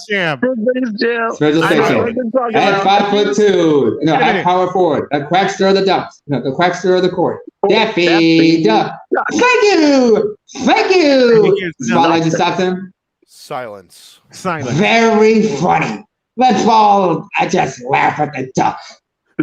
The best, it didn't matter if it was Chicago Stadium or the United Center. All you had to hear Ray Clay say was from North Carolina, and you didn't hear a goddamn thing else. I almost had Brian kill me one time because I took one joke too far. What did you remind me? Remind me what happened. This was right after that the new Space Jam had got announced, and you know who was going to be there. Yeah, I said, another turn of events. They decided they're going to remake the song Jam. Only this time the vocals will be led by Justin Bieber, and he'll be teamed up with LeBron James. Oh God! Brian said, "I'm about to get in this car, go to Chicago, just to whoop your ass." Wait. What? When Victor, you mean they just took a dumb? Hold on, Victor. Let me see if I understand this right. You're trying to tell me they were going to do a remake of Michael Jackson's Jam featuring Heavy D? I said that. They weren't really going to do that. They weren't really going to do it, but Victor decided to piss me off one morning. That would have been a massive riot. That would have been. Who are they going to have to replace Chris Cross in the video then? Who cares? Probably One Direction. Oh, Lord. Oh, dear God. Oh, no. But see, Pizzle knows. All you had to do was, you see, Victor told me that, and I said, I'm driving to Chicago just to whoop your ass. That's right. Yeah. And he goes, and Victor, I love you dearly. Victor goes, what did I do? What the fuck you mean? What did you do? You know what the fuck you did? Don't get passive aggressive now. I was laughing. Say what he said. I was laughing. No, but said, if they remade that, I know for a fact I'm coming to kick your ass. Yeah, I was a little nervous because I heard there's some inklings about Michael Jackson song that was gonna be a remake, and I'm like, oh God, please not Jam, please not Jam. Wait a minute. When Victor and I were living together in Gary, what did you have on your laptop? It was what'd you have on your laptop? It was NHL 94. Oh yeah, NHL 94. AB Media in the house. What's up? Hey, greetings, Indiana. Yep, out of Indianapolis, Indiana. It was NHL 94. I'm trying to sleep because I had just come off of a road trip. I went to, where did I go? I went to Hoffman Estates because I had to do a Chicago State game in Hoffman Estates. I was tired. I was beat up. And then just as I'm falling asleep, I hear Victor playing NHL 94, and there was a sound in that game. It was the goal siren. And of course, my favorite. Oh no! Oh no! It was. Wait a minute. Let me find it. I gotta find it because I hear this sound. And I'm like, wait a minute. What? I said, what the hell was that? I'm trying to. No, that's not that. That's not it. No, What's that? way That's higher. not it. Way higher. Because that wasn't it. Mine, that's the Sega Genesis. The Sega Genesis had different vocal tones or different sound tones. Yeah. I think I found it.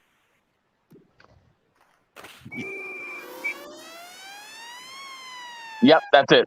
That's it. Wow. Sound right there. I was asleep. I promise I was asleep. And what I heard, in the all types of blue hell? Yes. What was that? Matt, my actual question to Victor was, what in the actual fuck is that? And Victor looks at me so innocently. What's up, baby? He looks at me so innocently and he goes, playing a hockey game? Well, knock that shit off. I'm trying to sleep. Did you use the TV or something? No, it was on the computer. Now, mind you, I had my headphones in, and I put the volume to like midway. Yes, he did. So I'm like, there's no way he can hear it now. And I closed the door. Somehow. Wow. So I closed the door, got the headphones in, put the volume halfway, and I usually play season mode where the Blackhawks go in there and, play against the St. Louis Blues. Somehow that's always a Stanley Cup final with me. It's the Blackhawks versus the Blues. And I hit my third goal of the game. And Brian just bursts through the door and just starts hitting me. I said, I didn't even say what the fuck the second time. No. Because Victor was in the process of kicking the Blues' ass in that game. And I hear, once again, and I went in that office and unloaded. I was like, I'll teach you to play that fucking game. And I just kept hitting them and making that sound. It's like a black kid getting his ass kicked by his dad. Every word that comes out, every syllable that comes out, you were getting hit. But Victor calmed me down and he said, I'll show you. I don't give a fuck. I'm trying to sleep. God damn it. But he showed me. Thank you, Ryan. Thank you, Ryan. We love you, buddy. Bye, Ryan. Love you, Ryan. Take it easy, man. But he showed Take it easy on the coffee. He showed me the game that he was playing, and I said, "Don't play that shit anymore, especially when I'm trying to sleep." And then Victor counters with, "I'm trying to fall asleep too." Bullshit. Because if you were falling asleep, you wouldn't be playing that thing. Well, at least he wasn't playing Duke Nukem or Doom. Shut up. That would have been a good thing. Or Mortal Kombat. Gears of War. Or Mortal Kombat. No, this is like, wait a minute, what year was this? 2009. Yeah. It was 2009. On a PC, so on a computer. On a computer. On a computer. It's like, at least it wasn't Wing Comparison. Like what the hell? I'm like, what the hell?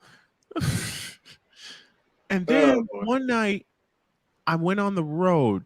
One weekend I went on the road. Matter of fact, it was the weekend I had to go to It was the day I had to go to Northern Iowa. It was a year earlier. I had to go to Northern Iowa. A year later, rather. I had to go back to Northern Iowa. I was beat. I had just dropped off Corey. And it happened again. Actually, it wasn't Northern Iowa. It was Illinois. It was University of Illinois.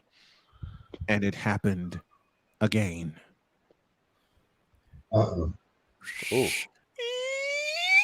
My God damn it.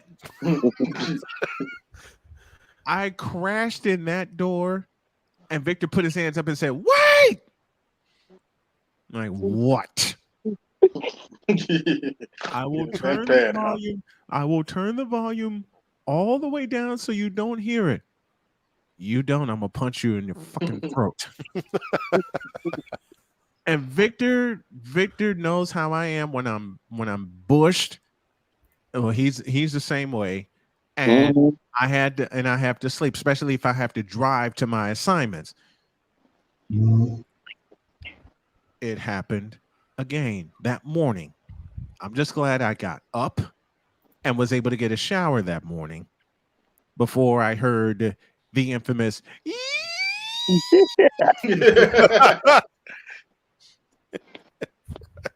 I kicked down the door and Victor had this look of, oh shit. Yep. And I said, Victor, you're lucky I'm awake. I'm gonna say, but you're up already. I've committed no laws. I've committed no crimes yet. I needed that because after I don't Snowman, I don't drink, but I feel like I need a drink. I just watched the 3rd episode of She-Hulk. What the fuck did you do that for? Why? Why? I don't know. Why did you torture yourself that Wait a minute. AB, you get enough my gosh. AB, you're like me. You get enough torture from needles. Right. I'll ask a oh question. my gosh. Listen, I'll ask a question I ask on the morning show often. What in the Vita Blue, yellow-bellied, red-blooded hell were you thinking? What the vaping grinder, man? What in the vaping grinder were you thinking? Oh man.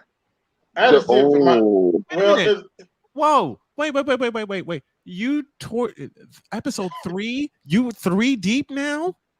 How many episodes are there? Just 3, and that's enough. 3 so far.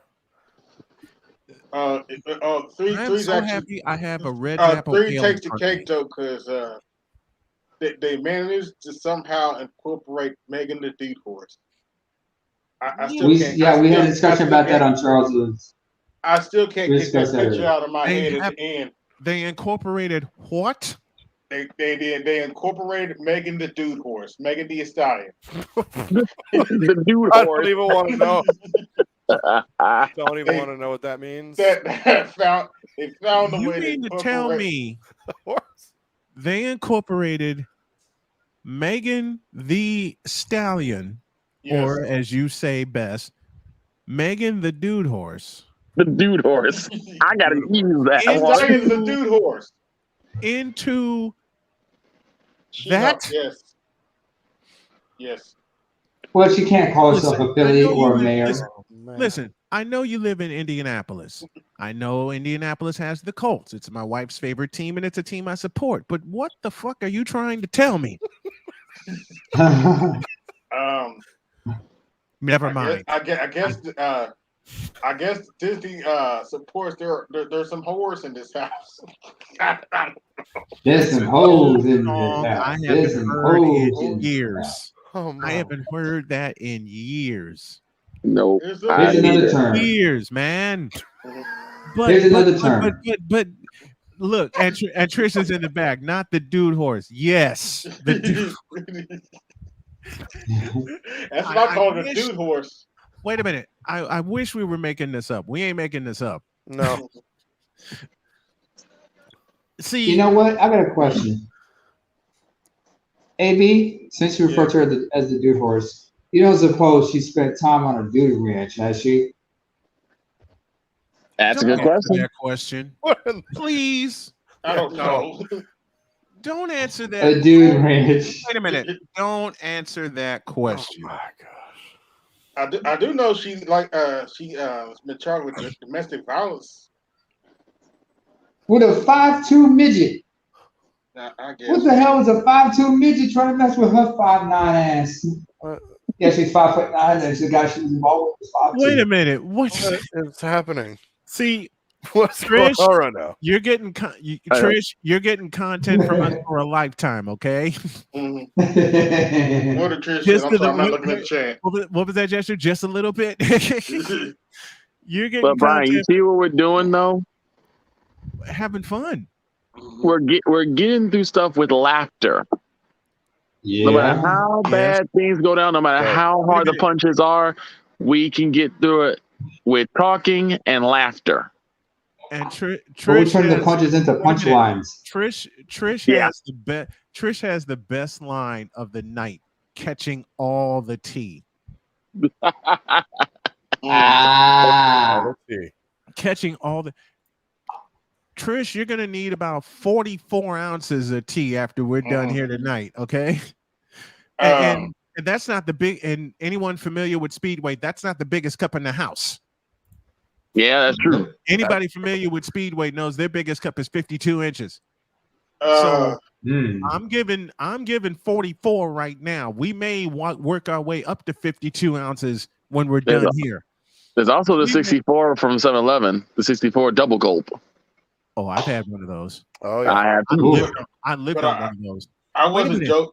I had a 64-ounce cup from Speedway once. Actually, it wasn't from Speedway. It was, I can't remember the name of the gas station. It's in Michigan City, but I had a 64-ounce cup. And I had to do a game in Maryville at Demery Stadium. And I'm waiting for water. They had none. Oh, you have any water? Listen to me carefully, gentlemen. They had none. Uh-oh. How do you not have water? Got through a 2.5-hour broadcast with Pepsi. Oh boy. Oh no, not the sludge. And that was the first night I rode to Terre Haute with Jody. That was the first weekend I spent in Terre Haute with Jody. And that became a ride and and that was the perfect song. I don't know how I got through that game. Especially Michigan City won it going away, like 42-21. Ouch. And you crashed, didn't you? I got driven back to the hotel. I packed for the weekend, and Jody said, "You're going to drive us back to Terre Haute." And I said, "I need a boost." So she got me, some Reese's cups. And I'm thinking, okay, I'm going to add some sugar. I'll be fine. I didn't make it a mile. Oh. Because I crashed. My body just, we pulled over on a dark road. And Jody looked at me and was like, switch. Yeah. And she had to, and let's not forget, folks, this man is 5 foot. This man is 6'5". His better half is 5'3". So she had to adjust the seat like a motherfucker. Yes. Yeah. Are you 6'5", really? Okay. 6'5"? Yes, I am 6'5". And at the time, and the wife is 5'3". Yes. And at the time, we were both driving a, ready for this one, Mitsubishi Mirage. Oh no. Oh wow. And I was 100 plus pounds heavier than I am now. So I gotta see this. Every part. I gotta see this car. Wait a minute. So every part of my stomach and my knees were in my chest. Yep. I tried. I said the first time she picked me up, I said, "Baby, how am I going to get in that thing?" Jody's response was perfect. Whoa. Yeah. Yes. Yeah. Take out the back seat.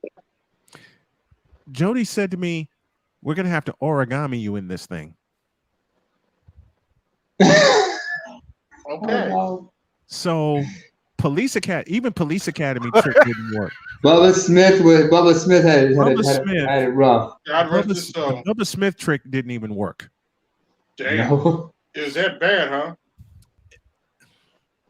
Bubba Smith trick did. I am 6'5" and I wear a size 15. Does that answer your question? Oh yeah. Ooh. Yeah. Does that answer your question? Yeah. I'm 6'3". I wear a size 9, so yeah. So, like I told Trish, we're giving her tea and content for a lifetime. All right, but she and I switched places, and I passed out. The next thing I knew, we were in Terre Haute, pulling into her apartment. Mm. And this is after I had, hell, I don't know how many Pepsis I had. I just know I had to get through a 2.5-hour broadcast. Because if I didn't have something to wet my throat, I was in trouble. Right. Mm-hmm. I was in deep trouble. And I'm doing an audio play-by-play call, not a video one where I could rest. I'm doing an audio call. Nonstop. I'm doing a radio call, and I'm flying solo. Mm. I don't have a color commentator with me. I'm flying solo, doing a radio call, and nothing but Pepsi in that booth in Maryville. Oh, hell no. Oh, hell. Oh, no. Oh, no. Yep. Oh, no. Mm-hmm. Exactly. Oh, wait. I think I know. No. Somebody else could say it better. Bishop Bullwinkle, could you please explain? Could you please express our views, please, if possible? Oh my. You know what? I need the bishop right now. Yes. Yeah. I need. We need the bishop. We need the bishop. Bishop, what you just said right now. Hey, Bishop, was I ever comfortable in that Mitsubishi Mirage? And was Jody ever comfortable? Woo! Hell no. To the no. Hell to the no. Hell to the no. To the no. Listen. That should answer that. There we go. Thank you. That should answer that. The music. Izzo, you've heard that on the show quite a few times. I love it. And then when Cole goes, fair use. Yes. And we start making up lines for the song. Oh, so good. We start making up lines for the song. Brian, today when I was looking on YouTube, perusing YouTube, I guess. Perusing YouTube. Oh no. God. Perusing YouTube. Just a minute. I gotta find something for Victor. You mean to tell me? God damn it! Where is it? You mean to tell me you were doing this? Oh, there it is. And I was watching First Things First because what the fuck for? Why? I'm a sucker for punishment. Apparently. You what? I'm a sucker for punishment. Apparently. Apparently you are because you sent that shit to me. Wait, hold on a second. What is First Things First? Don't ask. Don't ask. No. It's you know what? As far as I'm concerned, the only time I want to hear somebody say first things first is if they're quoting ODB from the Protect Your Neck song. There it is. I'll put it this way: all you need to know is that it has Nick wrong on it, and he's being wrong again. Fair enough. And Nick wrong said something so egregious. Oh no! That I just yelled, "Stop the cap!" Oh God! Wait. I'm in the house by myself. What did he say? He was talking about toughest opponents when it comes to NBA Finals. Stop. Paul D says, hold the phone. Penalty flag on the field. I'll do it for you. Stop the cap. Thank you. I didn't even just whisper. I screamed it. I'm in the house by myself because my brother went to work and I'm working from home for the next couple weeks. I screamed out, "Stop the cap." Please. Wait a minute. I'm going to have to play this audibly.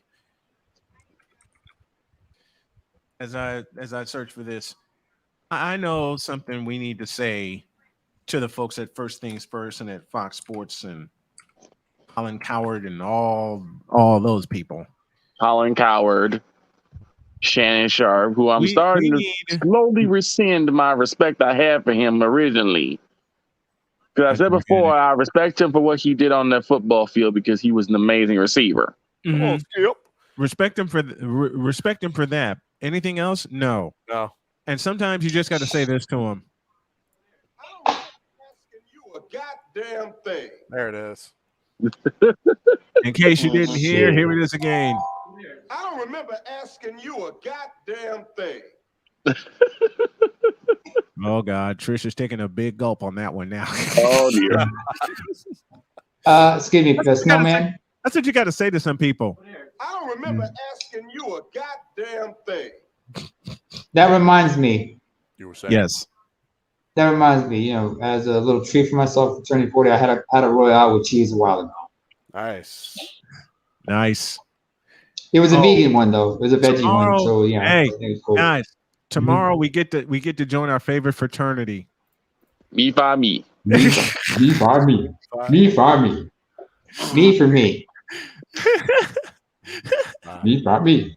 Me for me. Oh my God! Don't forget the pitted baby. Now go ahead. Yeah, doesn't your man Chris Bass come on tomorrow? Yes, exactly.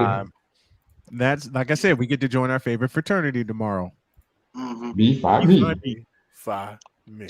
So yeah, I had to do something, Snowman. After seeing the twerk, okay, shut up. After seeing She-Hulk, shut up. Hold on. She-Hulk and Megan Thee Stallion twerking at the same time. Oh God. Oh, I can't get that. Wait a minute. I thought I was the one that was supposed to mess up phrases.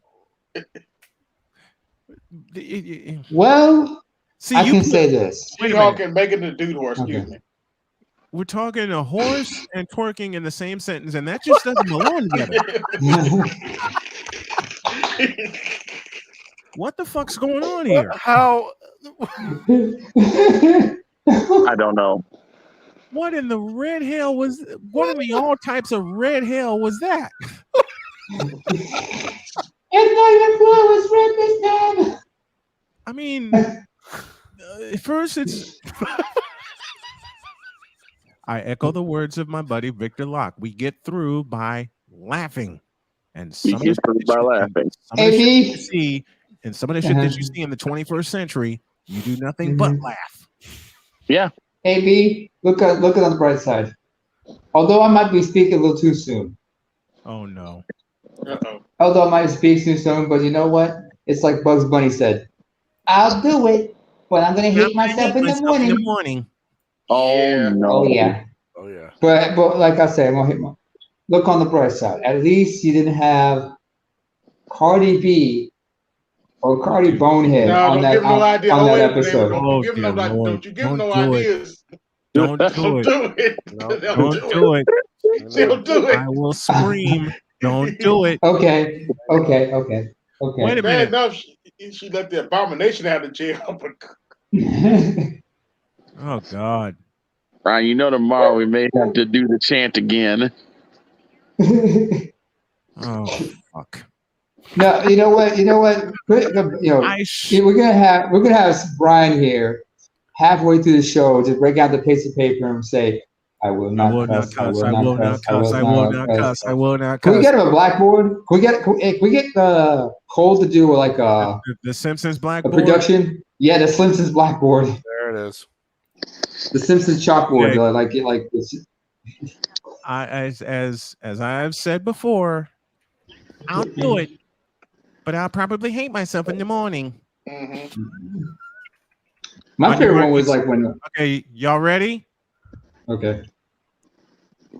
Let's wait for Trish to come back. Okay, Trish. On your mark, get set, go. Oh Lord!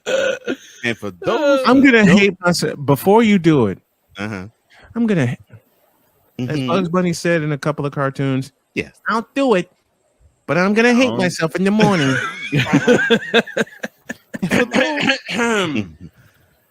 Ancient spirits of evil, transform this decayed body into Uncle Lordy, the ever living.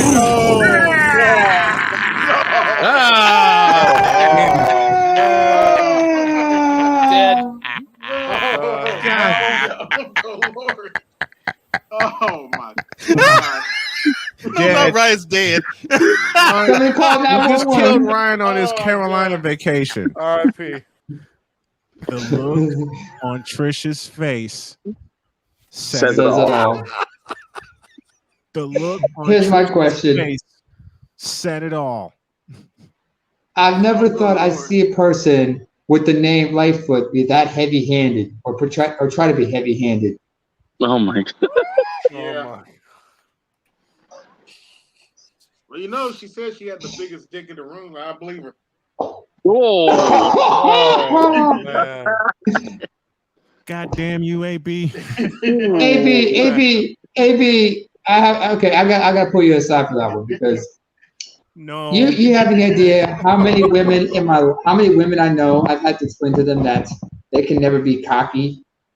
Oh well. Oh Lord. Oh, here we go. It's unfiltered, so let me go. Let me run with it. Now y'all know I'm gonna hear this for 120 minutes tomorrow.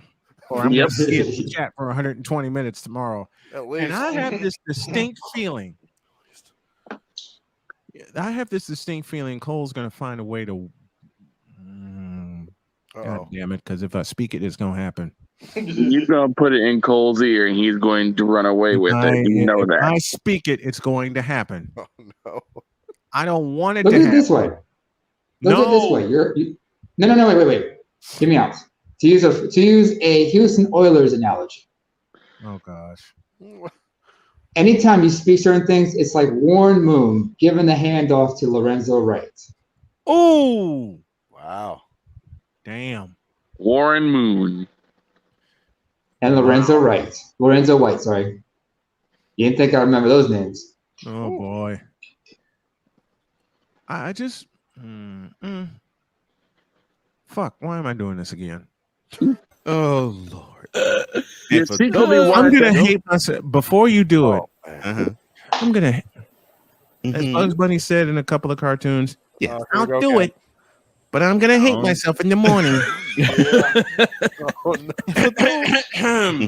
So that Cole's already laughing. Spirits of evil transform this decayed body into Uncle Lordy, the ever living.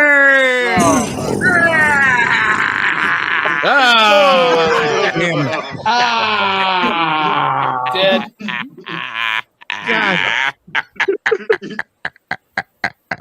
Oh, My Ryan's dead.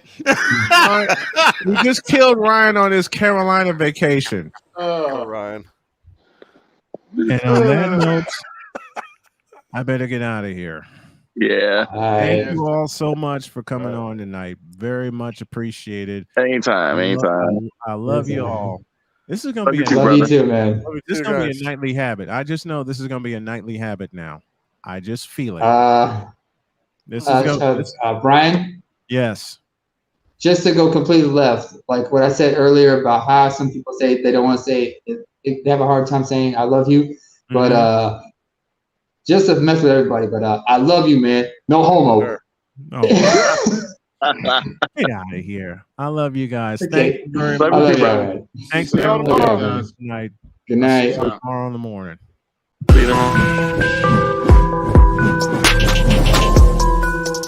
Thank you for tuning in to Snowman Unfiltered, where anything goes.